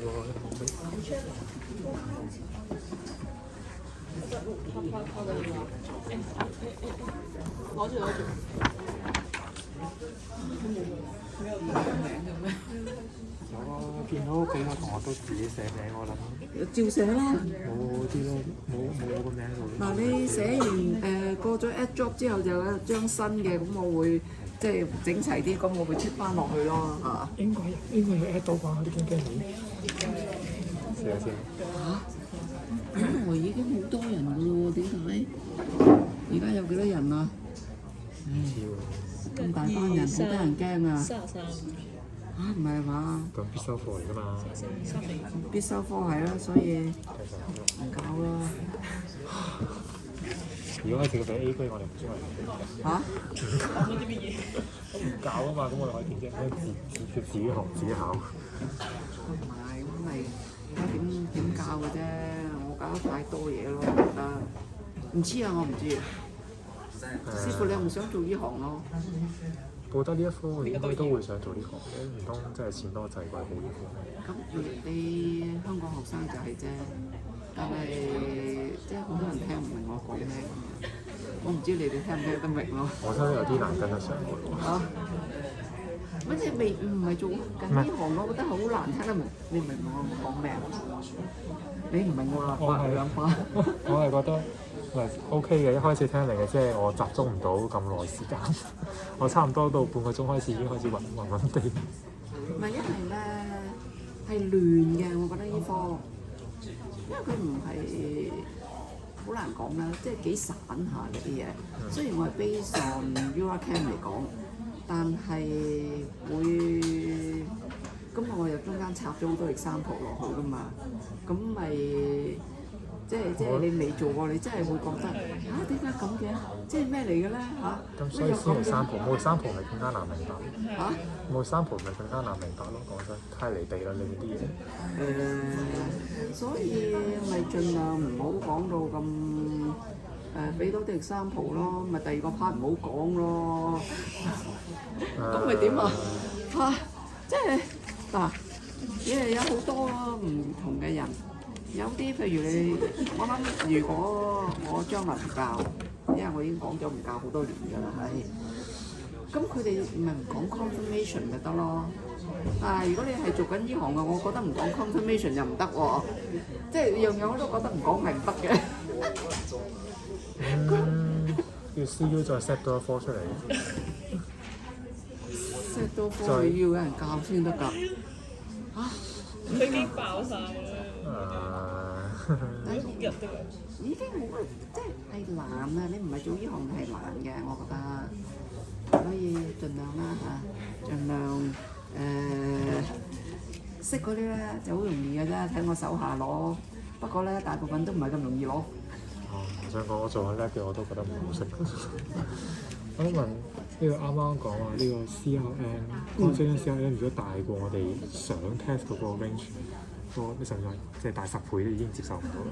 咁如果嗰個，除非冇咯，除非冇咩，即係坊間冇其他嘅 CRM，譬如 Matrix CRM 咁樣，呢啲係講緊 Matrix CRM 㗎啦嘛嚇。即係如果你做 children study 嘅，你個 legislation 係100，你買個4000嘅翻嚟咁做咩啫？即係你唔係 fit 你個 intended use 啊嘛。咁但係有辦法嘅，有辦法嘅。即係如果真係得一隻嗰陣時，咁點搞咧？將你嗰隻用一啲其他窿冇 contain 你個 anna 嚟嘅溝到嗰個 level， 咁我哋都當係 trans study。即係打得上。唔係 dilution， 你搞錯啊！溝嘅意思咧就即係譬如我用100 milligram 溝900個 milligram， 一隻 sample 係冇你個 anna 嚟嘅，但係都有嗰個 certified value 咯。但佢 certified 4000，當佢係1000。咁我如果係我只係落咗100個 milligram 嗰一隻 CRM， 咁佢咪變咗做100咯。但係你要揾個 sample brand 嚟同佢溝咯。但係市面上會有咁多啲 sample brand 係你自己揾嘅啫。即係市面上都會，定係我自己未必有嘅，係啦，你證明咗佢冇咪得咯。所以你好難講一個方法係點樣，係 base on你個經驗做，遇到唔同嘅嘢嗰陣時候，你就係做唔同嘅嘢。但係我哋嘅 QC chart 係即係例如話，無論 spike 都好啦，定係method lab 唔係 method 即係做 spike 嘅話，我哋係需要用 CRM 去 spike 咁。嗰啲 CRM 係 standard 嚟嘅啫嘛 ，standard solution 嚟啊嘛，點同咧 ？standard solution 你中意 spike 幾多落去都得啦。其實諗緊，如果話 volume 即係如果唔俾我哋自己做dilution嘅話，又要直接將 CRM 攞去做，好快用晒 CRM。你係搞錯咗兩樣嘢。嗰啲係 standard solution， 你嘅永遠都可以大撩咁然後 spike 落去用一個恰當嘅 volume。我講緊呢啲係個 matrix CRM，譬如 paint， 咁你個 lab 係4000嘅買翻嚟，但你個 legislation limit 係100嘅，咁你做嚟咪冇意思咯，咁解啫，得唔得？matrix， 但係如果係嗰啲pure CRM 就可以用，即係用啲 HPLC grade 嘅 software 打到佢就 OK， 唔會 NC。唔會嗰啲唔會。咁嚇死我！我以為我哋啲咧錯晒添。唔係，唔使咁擔心，都唔使咁擔心，我唔做 assessment 嘅啦。唔緊要，我哋公司係 Douglas 唔係 Hawkins， 所以應該都唔會撞到。睇下你邊間啦，有邊間未經過我手㗎？睇你做咩 lab 先？我好似俾個 training course 你呢間 lab 喎，我睇翻，唔係你哋呢間好鬼死麻煩嘅，啱喺度拗。翻去同我講多啲公司嘅黑料先，我翻去質問翻老細咩料。Okay, back here, just give you an example how to find out the CRM from the KCDB. So now we have logged in the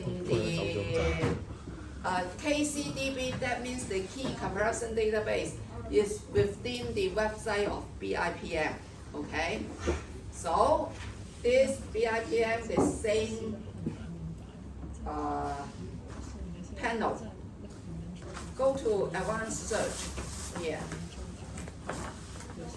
and then you can see that there are general physics, chemical and biology, and ionization radiation. For calibration service, if you want to calibrate your equipment, balance or anything else using an accredited calibration laboratory, of course you can find one accredited calibration laboratory. Another way is to find NMI. If they appear here in the database, then you can also invite them to calibrate the equipment for you. So it is subdivided into acoustic, electricity, length, mass, photometric, time, and thermometric. Okay. So this is for physical measurement, this side. And this side is for chemical and biology. For chemical and biology, that will be CRM. So here, search all category. For example, food. Search the analyte is, let me see, lab. Okay. See whether I can, here is forget what to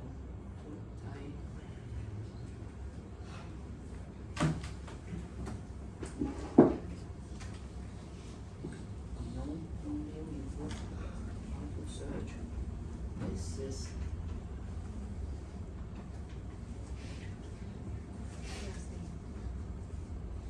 Also no.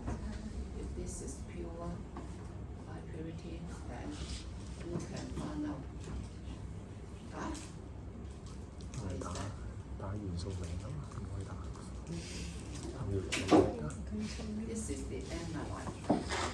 And this is 不如打先啦，一定有。 the solution.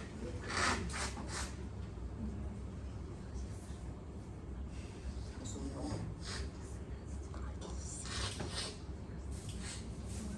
咁又變咗 K 咁 K equal to 2了啊！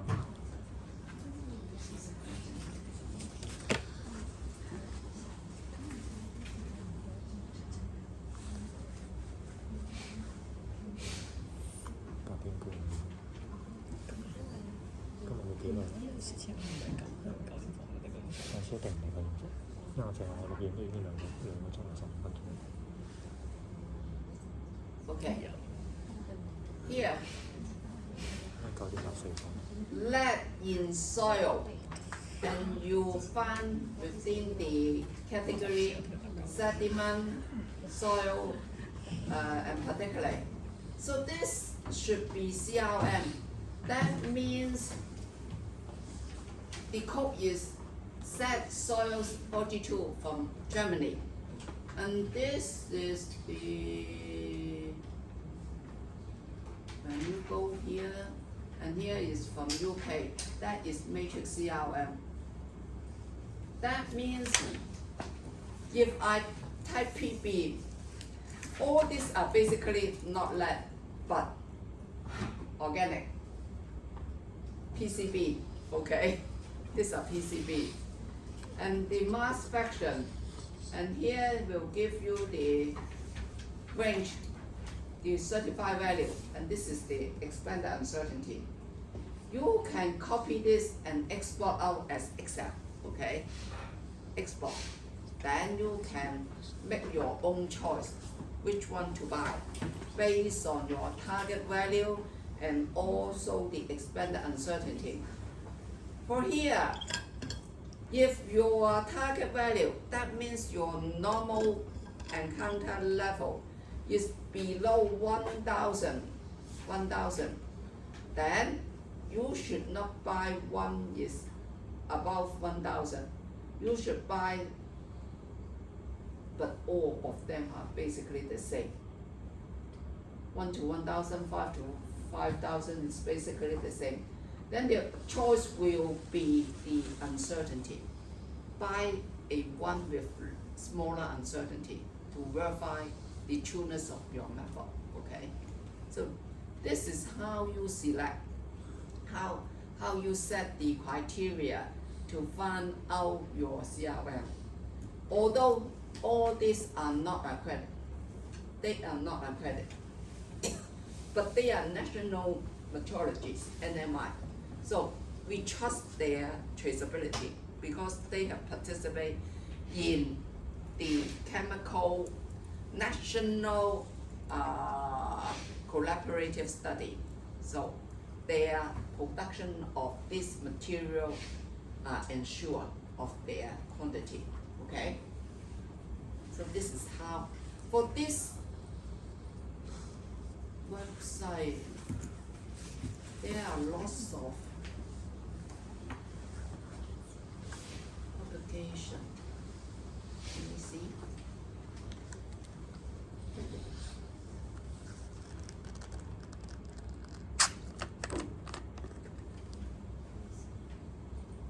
Is the SI unit also?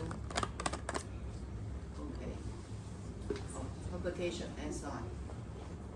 That means publication here. Do we have the SI? No.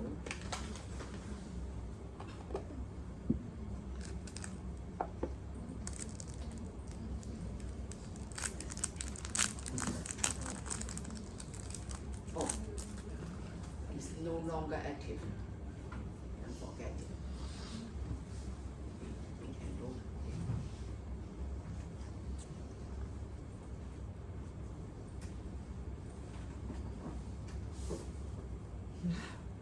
Không làm cái văn đâu em.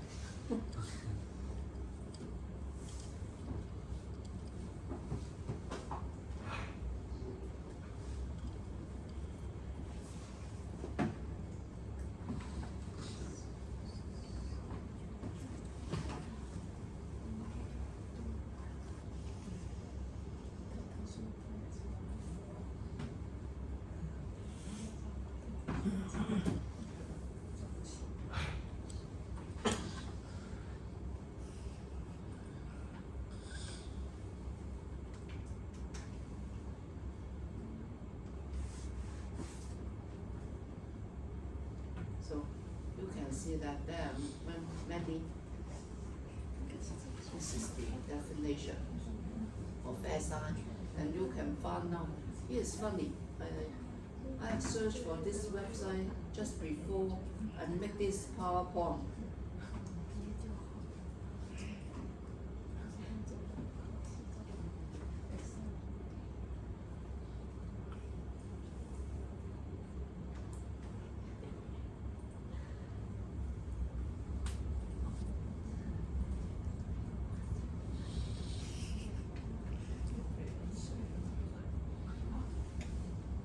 Okay, one. They have changed. Anyway, so maybe next time I will show to you. Yeah, why they have put the information. So this is the department for which Hawkers is located. So you can find quite a lot of information within this panel, okay?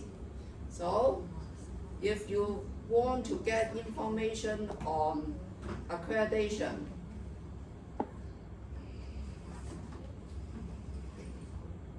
so this is all the, within the Hawkers, the fee scheme, which laboratory is being accredited, then this will give you all the laboratory. 001 is government laboratory, okay? And there are quite a number of different laboratories. Then you can go and see what scope or what test they have been covered. For example, for government laboratory, you will see that the scope is very large and they have many locations. They have been accredited for calibration, chemical tests, Chinese medicine, environmental tests, food, miscellaneous, pharmaceutical product, physical and mechanical tests. Government laboratory is basically for chemical tests, but still you can find physical and mechanical tests within government laboratory. They are also the only, not only, I think for professional testing provider, there should be more than one in Hong Kong. Not much, one or two. Reference material producer, only one in Hong Kong, okay? But I don't think they buy, they will sell to you in CRM, but they just get the accreditation, okay? As a reputation and status only. Government department, they will not be seller for CRM, okay? And toys and children's products. So you can see, basically, they have been accredited for a number of, maybe, well, forensic science is not within this, because this is the analytical and advisory service division.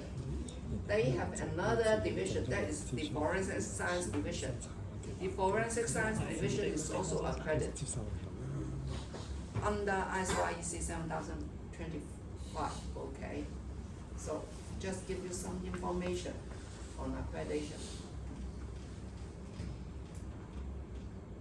Here, you know how to find out the CRM from the key database. What should be contained? What information should be found on the certificate?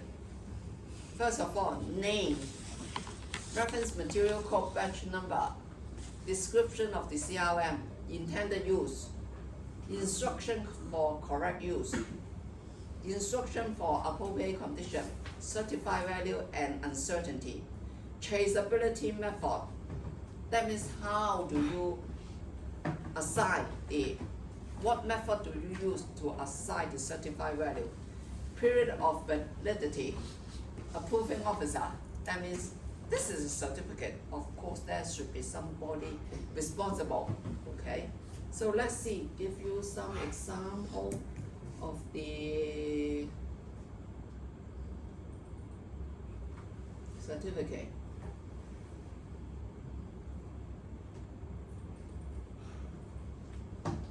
First of all, you can see that this is the certified value. This one is multi-analyte, and this is the uncertainty for this value, certified value. And the metrological traceability is test. This is the test standard. And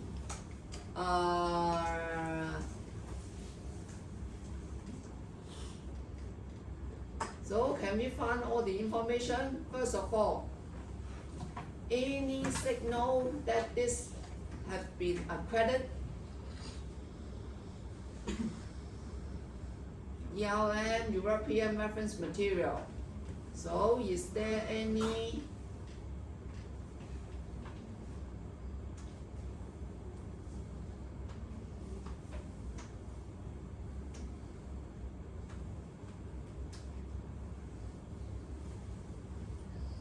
saying that this is covered by, although you do not see that, you should go and check European reference material whether this is accredited or not, because you can't see anything accredited under 70,034. Okay, there's nothing here. And then check whether the certificate, the validity, period of validity is available here. Somebody signed for this certificate, and the uncertainty, how to evaluate the uncertainty is given. The metrological traceability is also given. So you can see that the value is traceable to SI. Yeah. Different, it will say that it is given, it is traceable to SI. Finally we see here. It is accredited by BLAB. I think this is a French accreditation body. Okay, so this is the ISO guide 34. You say that, you may say that it is not ISO 7034, but ISO guide 34 is the previous version. Now it has been upgraded to standard. So this is the old certificate of ISO, certificate of CRM. So we see the logo. What other information? Description, analytical method for each parameter. And then this is all the participants in giving the certified value. Safety information, any instruction for use and intended use. Okay, we have that. And what other information? Storage, how to store your CRM. So basically, all information as required is given in this certificate. So now I give you another one, much more easier.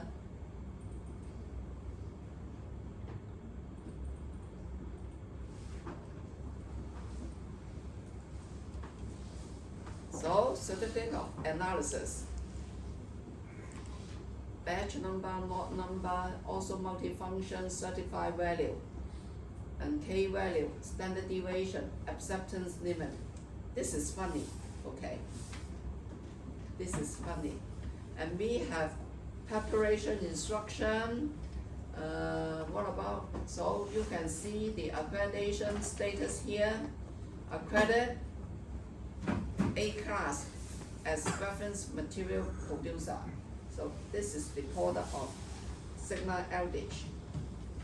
So what about here? Traceability, homogeneity, all these are given under here. So in this certificate, you may find out that something is funny. This is the certified value. This is the coverage factor. So for uncertainty, I think all of you have attended. This is the standard deviation. This is the acceptance range. When you use this material for study of your tuners, what should you do? What should you do?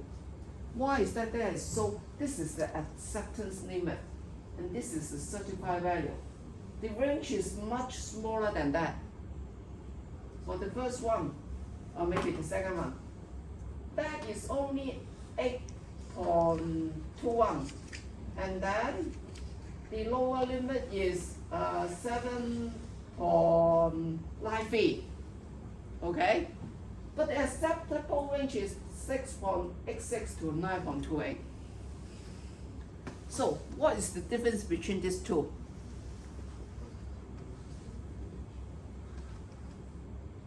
How to apply the data in your tuner study?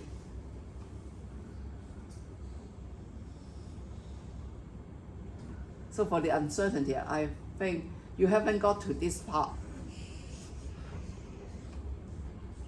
How to apply the value?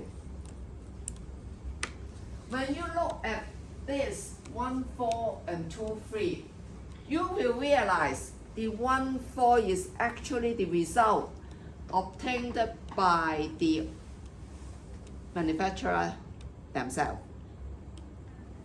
Okay? No matter the, and then of course their uncertainty will be much smaller because internally the standard deviation will be much smaller. The result will be much more reproducible. Okay? So the uncertainty is smaller. Their value is obtained by themselves.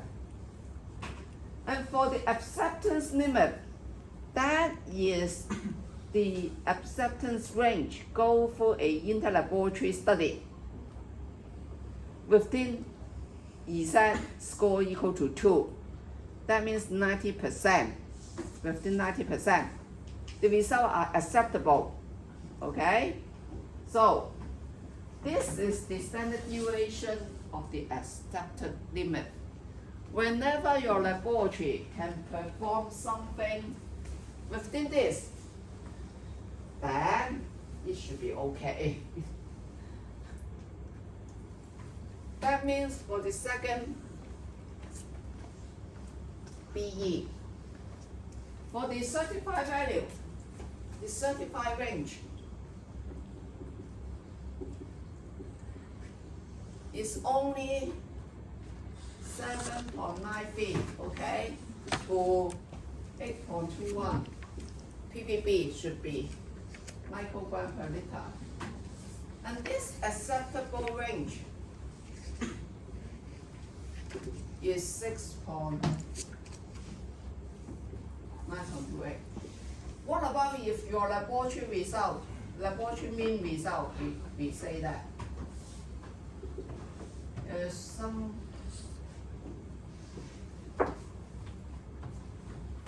will you say that you are competent to carry out the test?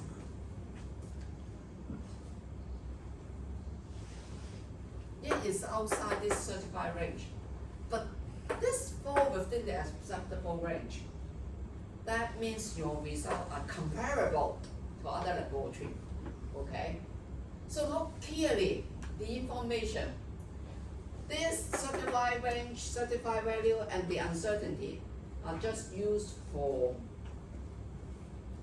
calculation of uncertainty, your recovery uncertainty. Okay? But in assessing the result, just just based on the acceptable range and your laboratory result, you can say that yes, we are confident. Yes, we share similar result with other laboratory. Okay, we have 1, 2. For some certificate, we have 3. That means 3 row of result. A, B, C. A, B, and C. C is acceptable range. B is 1, 4. That means the RMP result. A. There is another A. For example, this is 7, 8, 3, 9.21, and this is 6.86 to 9.28. Then A will be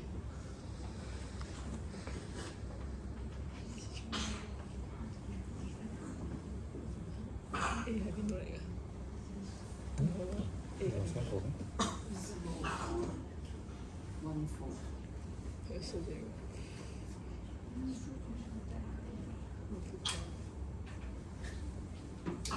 This should be higher, and the uncertainty will be much lower.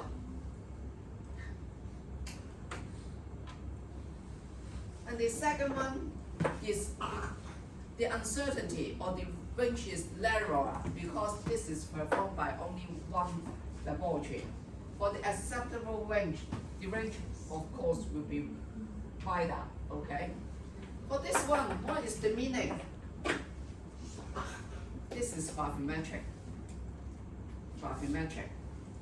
That means the organizer intentionally add a known amount of your analyte into that particular matrix. So of course the uncertainty is very low because you just use of balance. And then you base on the one standard method, they carry out the analysis. Because of the method bias, that means not 100% recovery. Now, it is quite difficult to get 100% recovery. So normally, this is the gravimetric value. You can say that this is the true value because we know the amount of analyte add to the sample. So this is the true value. This is the method reference, method true reference value. Because the method has bias, the recovery is not 100%. I will talk about this when we go to the recovery again. So this is the widespread of result because the laboratory are worldwide, okay? The condition are different, everything is different. So the result or the standard deviation is much larger than the own standard deviation, okay? So do look at the small work carefully, otherwise you will make mistake or you will find out that why is that our recovery is so low? Because of the gravimetric true value, okay? So this is the CRM certificate. So a small exercise for you. So 2 slides. Is this a CRM certificate?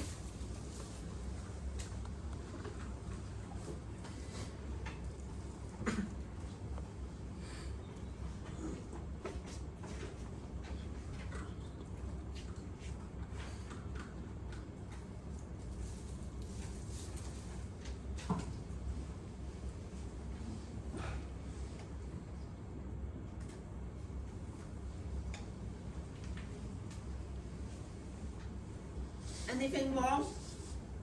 Or nothing wrong? Did it provide the answer? No uncertainty? Yes, no uncertainty.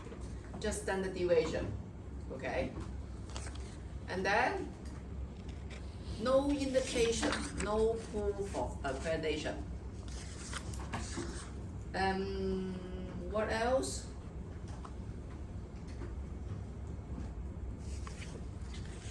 No methodological traceability claim. So just the average result by over different days by different technicians. And no instruction for use, no storage condition. Basically, this is just an analytical certificate.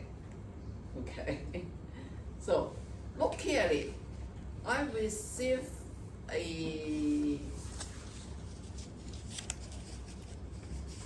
for one time I received a certificate from a laboratory. It sounds that is a CRM cert, but there is logo. But unluckily, the logo came that the result, the logo, what should I say, is ISO IEC 7025. Can we accept this certificate as a CRM? No. But just that manufacturer is capable of carrying out the result, valid result. But there is no proof that that producer can produce homogeneous CRM. They are not accredited for the manufacturing process. So different process, you can have strong evidence that they can produce valid result on that single bottle of material. But is every bottle of material the same, having same stability? That is the question, because they are not testified under the ISO 70034 for manufacturing process. Okay? So do look carefully. Oh, they have logo and those cert, but that is only a testing cert, not manufacturing cert.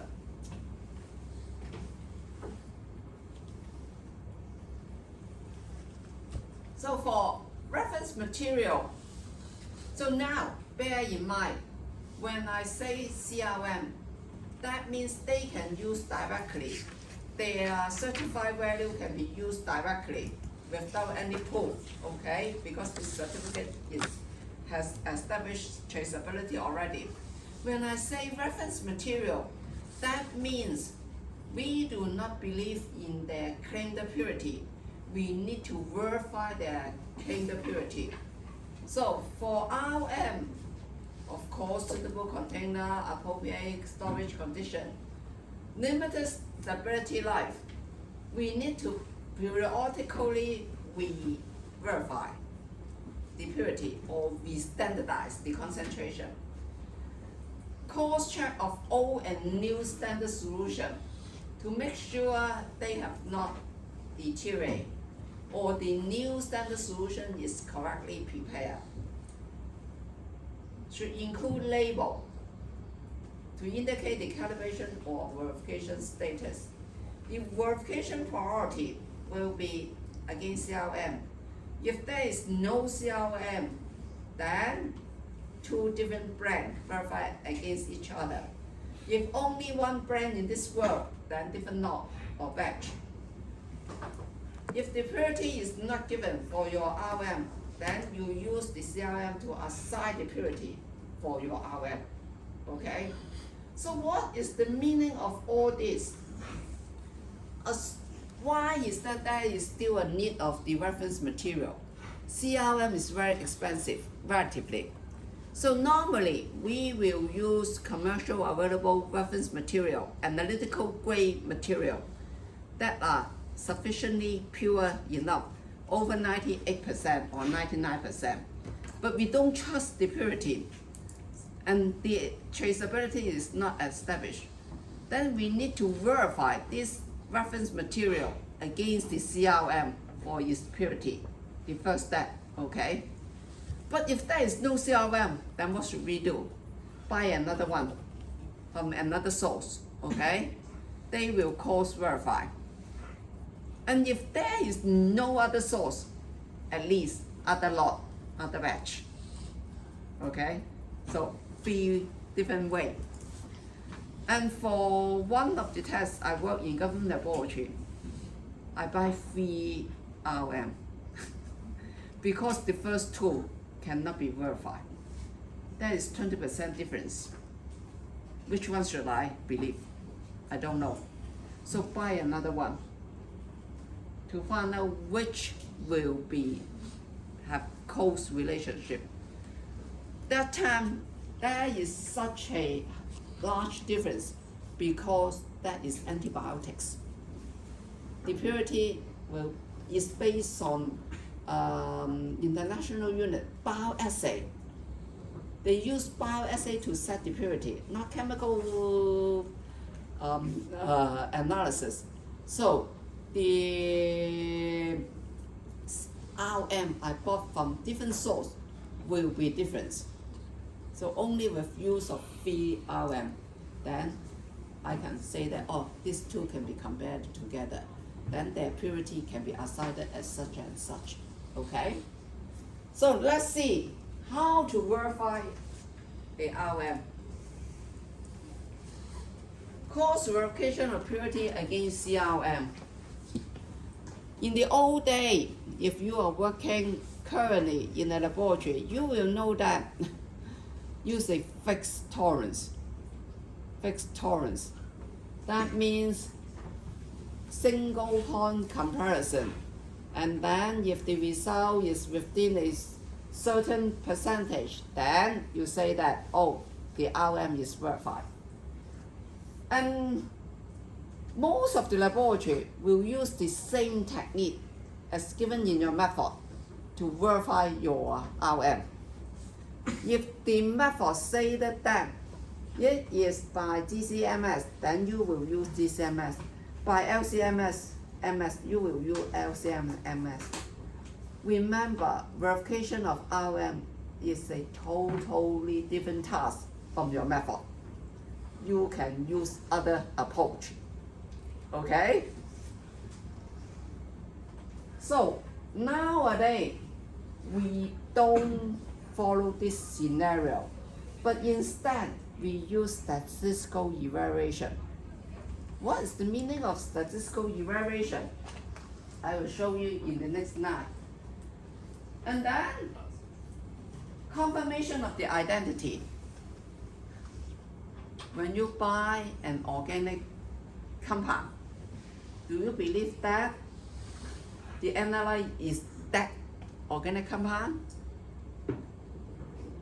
Normally, we don't need this requirement for most of the commercial laboratory.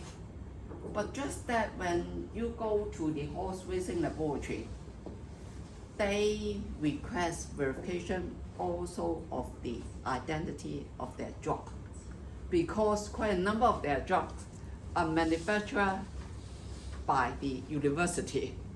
So whether they are pure or not, they don't know. So they need to verify the identity, the exact identity of the drug standard. Okay? So let's see. Let's see. This is the flow of verification. We have CRM. For this CRM, it have claimed the purity. P is purity. And for the HRM or the RM, we all H stand for house reference material. It have its own claimed purity. Then we prepare a stock solution. And then from the stock, we prepare an intermediate solution. And then we prepare a working solution. The concentration need not be the one as in your method menu, okay?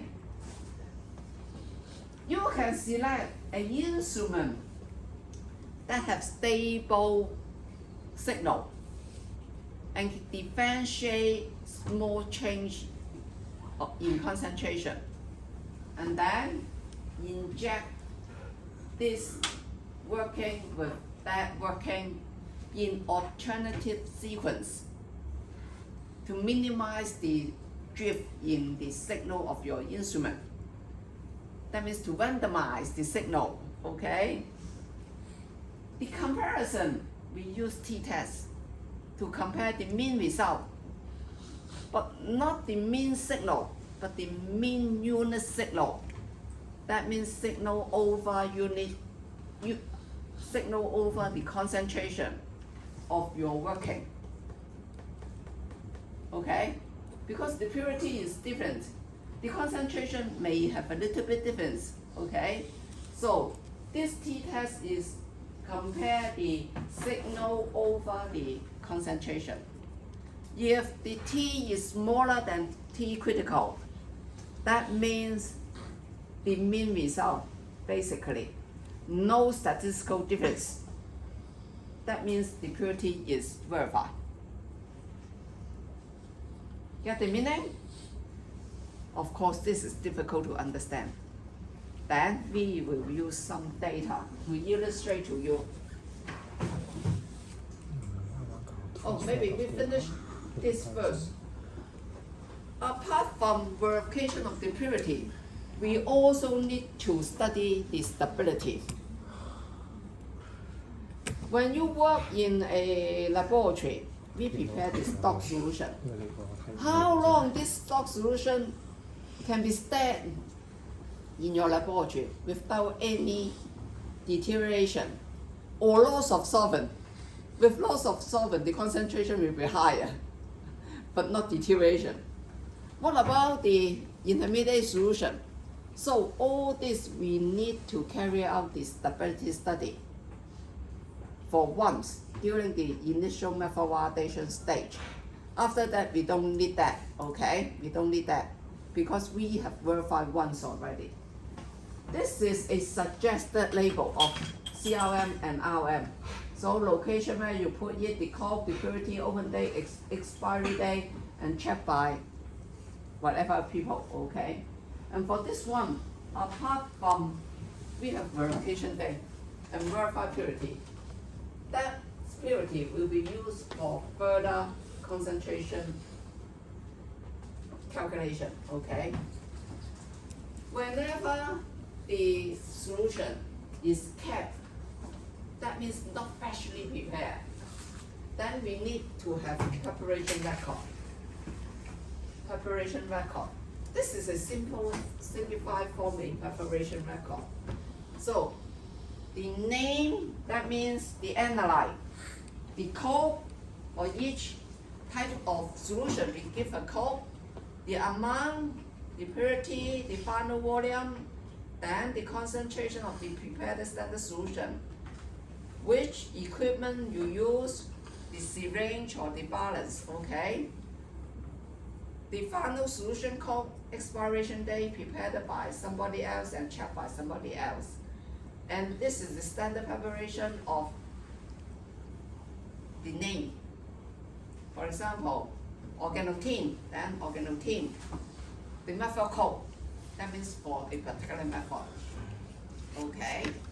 So, this, of course, you can change. Just some suggestion, okay? So let's see. Stability check. This is a complicated case. Initial, we prepare a working standard, and then we verify with the house reference material. Then this is kept for 3 months. If we say that the intermediate solution is stable for 3 months, okay? Keep for 3 months. We open from the solid, then we prepare a new stock, and then we prepare a new intermediate. That means this is 0. Having keep, we use this to cross verify. Then from here, we prepare a working tool. From here, we prepare a secondary, a second working tool. Cross verify. If the result no statistical difference, that means this solution has been kept for 3 months. The working solution you prepare have similar result with the newly prepared working solution. That means this is stable for 3 months. Okay? Then now another 3 months. Then your working solution, your stock have been kept for 6 months. We repeat the cycle again. And this have been proved to be stable for 3 months already. If once again there is no statistical difference, that means the stock is stable for 6 months.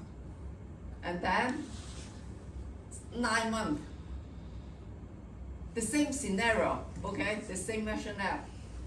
Because this is kept for 6 months, and then this have been kept for 9 months already. After that, if still the signal no significant difference, that means the stock can be kept for 9 months. And then 1 year, after 1 year, still there is no significant difference between the solution prepared from this new H1 HS2 and that's CS1. That means your stock can be kept for 1 year and the intermediate for 3 months. Okay? That means you ship 3 months first. After 3 months, this has been kept for 3 months. And this is newly prepared, 0 months. 0 and 3, similar unit response. That means this can be kept for 3 months. And then this kept for 3 months, and this kept for 6 months already. Once again, no unit response difference. That means that can be kept for 6 months. Okay? Then 9 months and 1 year. Finally, you can prove that intermediate can be kept for 3 months, and then the stock kept for 6 months. Okay?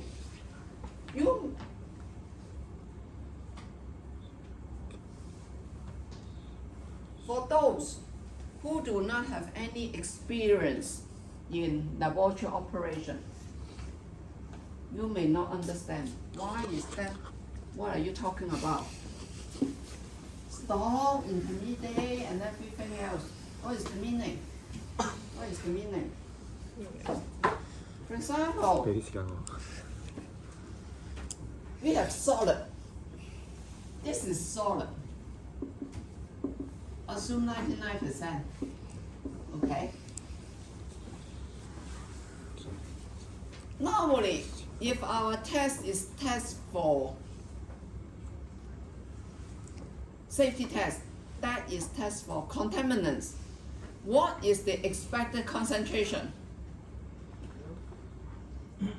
What is expected concentration? We can't say that it's 0. Normally absence, okay? But in case there is presence of contaminant, what is the concentration? Will it be percentage level? No, contaminant. Contaminant means contamination, minor contamination. So normally, contamination means ppm level, or trace residue, ppb level. How to quantify the result from percentage to ppb level? The question is, so the first step, stock solution. High concentration. If for ppm, that is mg per kg. ppb, microgram per kg, okay? So then your stock may be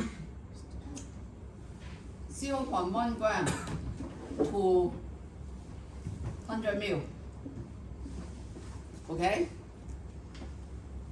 What is the concentration then? Is that right? 100 milligram in 100 gram, that is 1 milligram per kilogram. Okay? So 1 ppm. So for this one, you may need to use 10 milligram to 100 ml. You will not use 100 milligram to 1 liter of solvent, a waste of solvent. The maximum volume we use normally is just 100 ml. So that will be 100 ppm. Okay? Then we prepare intermediate.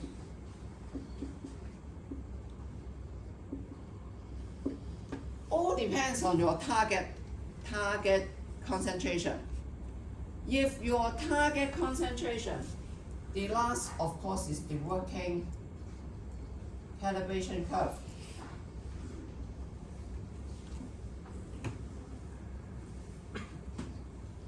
If the working calibration curve, we assume ppm level from 1 to 10 ppm, and this is 1 to 10 ppb.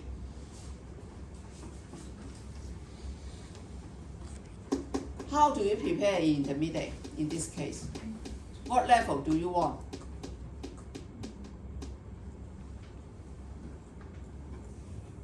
This is 10. So 100 or 50? Maybe 50. Okay, 50 ppm. How to prepare 50 ppm intermediate? If I give 100 ml, I want 50 ppm. 5 ml 打的也高。 5 ml? Is that right? 5 ml times 100 over times 1,000 over 100, then 50 ppm. Okay? So 5 ml. 5 ml of stock. This is stock S. This is intermediate I. Okay. 5 ml of stock to 100 ml, 50 ppm. So what about this? If this is 100, and I want to prepare PPB, what will be the intermediate? 1 ppm is already very high if I want to prepare PPB level. Yes, you can prepare 1 ppm or 50 ppb. Also, 100 ml. For example, if we want to prepare 1 ppm, then 1 ml stock to 100 ml. Okay? So what about the working range in this case? 0, S0, S1, S2, S3, S4. 0, and this maybe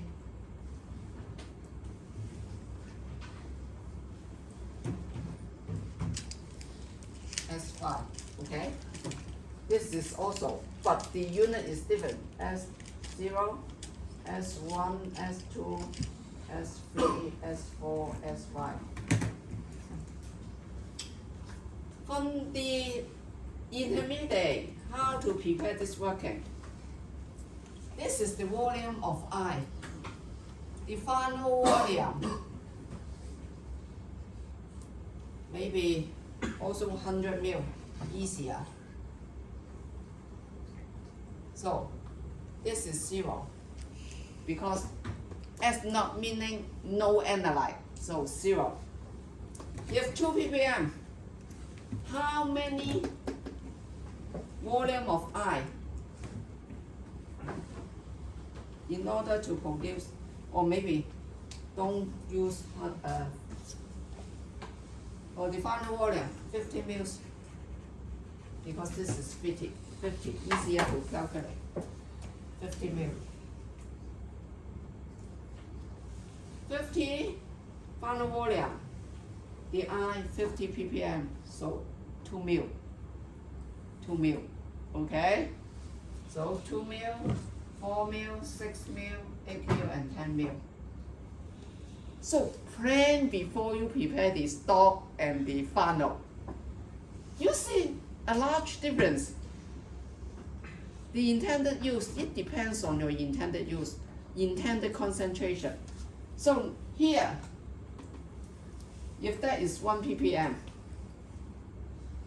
what should we do? 0 is 0. We prepare a high concentration first.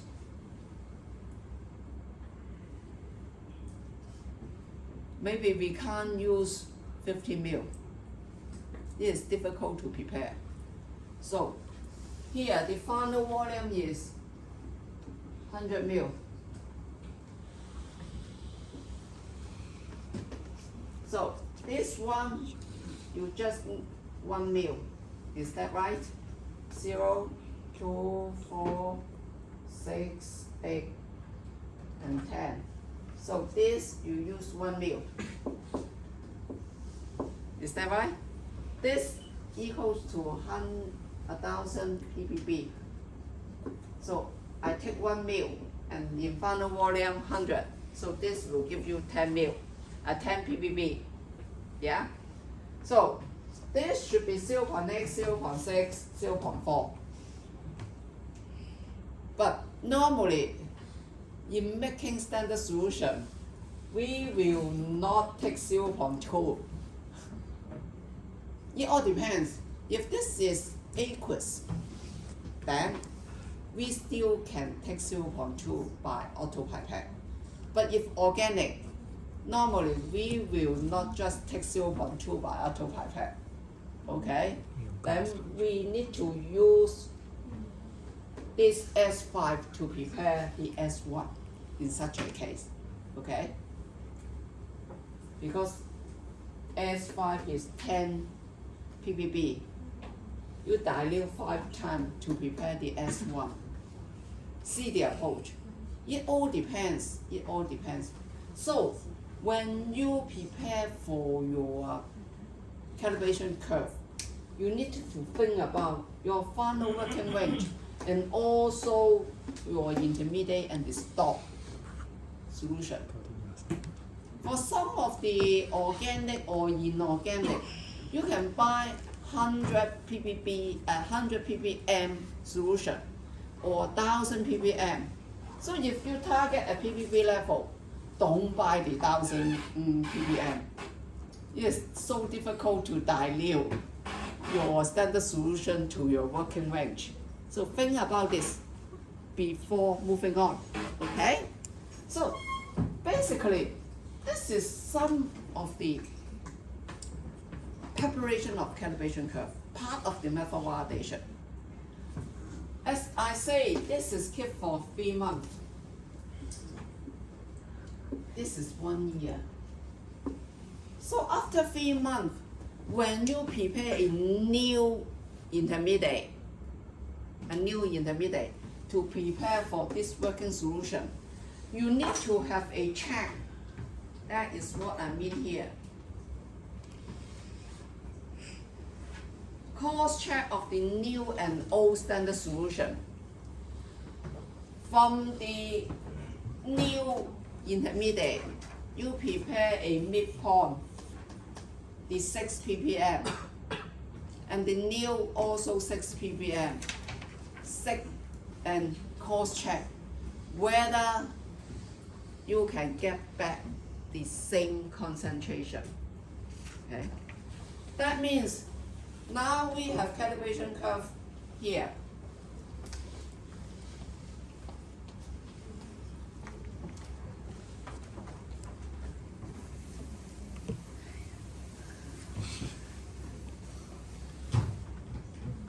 This is the calibration curve. 4, 6, 8, 10. Okay, this is the signal. This is maybe the new standard solution. Then you prepare a 6 ppm solution from the O.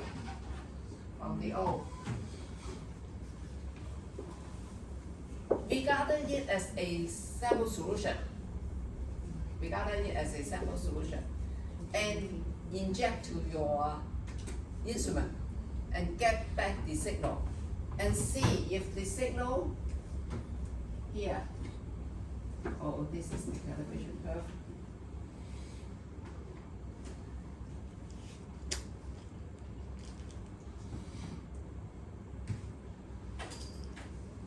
See whether you got back 6. Of course, may not be exactly 6, okay? You set a tolerance. If this you get back is 6.2, then the difference is 0.2 over 6, okay? What is the percentage? 100%. And this is 3.3%. 3.3%. It all depends on the instrument. For ICP-OES, less than 10%, good enough. Okay? We don't need statistical evaluation for this case, O and U, because just to check whether this just like a quality control check, okay?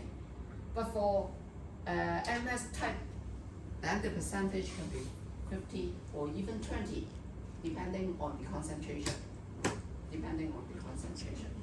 So this is mu and O check.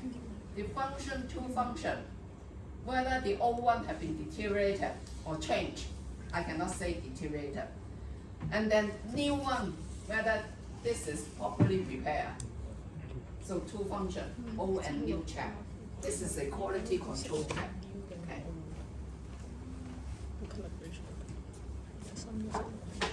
So maybe next time we will have a look on how to calculate. I give you some data, then you will understand much better how to calculate and how to calculate the purity of a RM or whether the capability of the RM is verified. Do I send you all of the Excel file? No.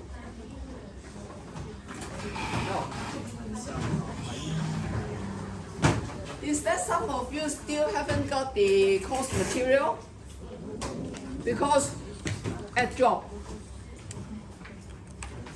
all of you get the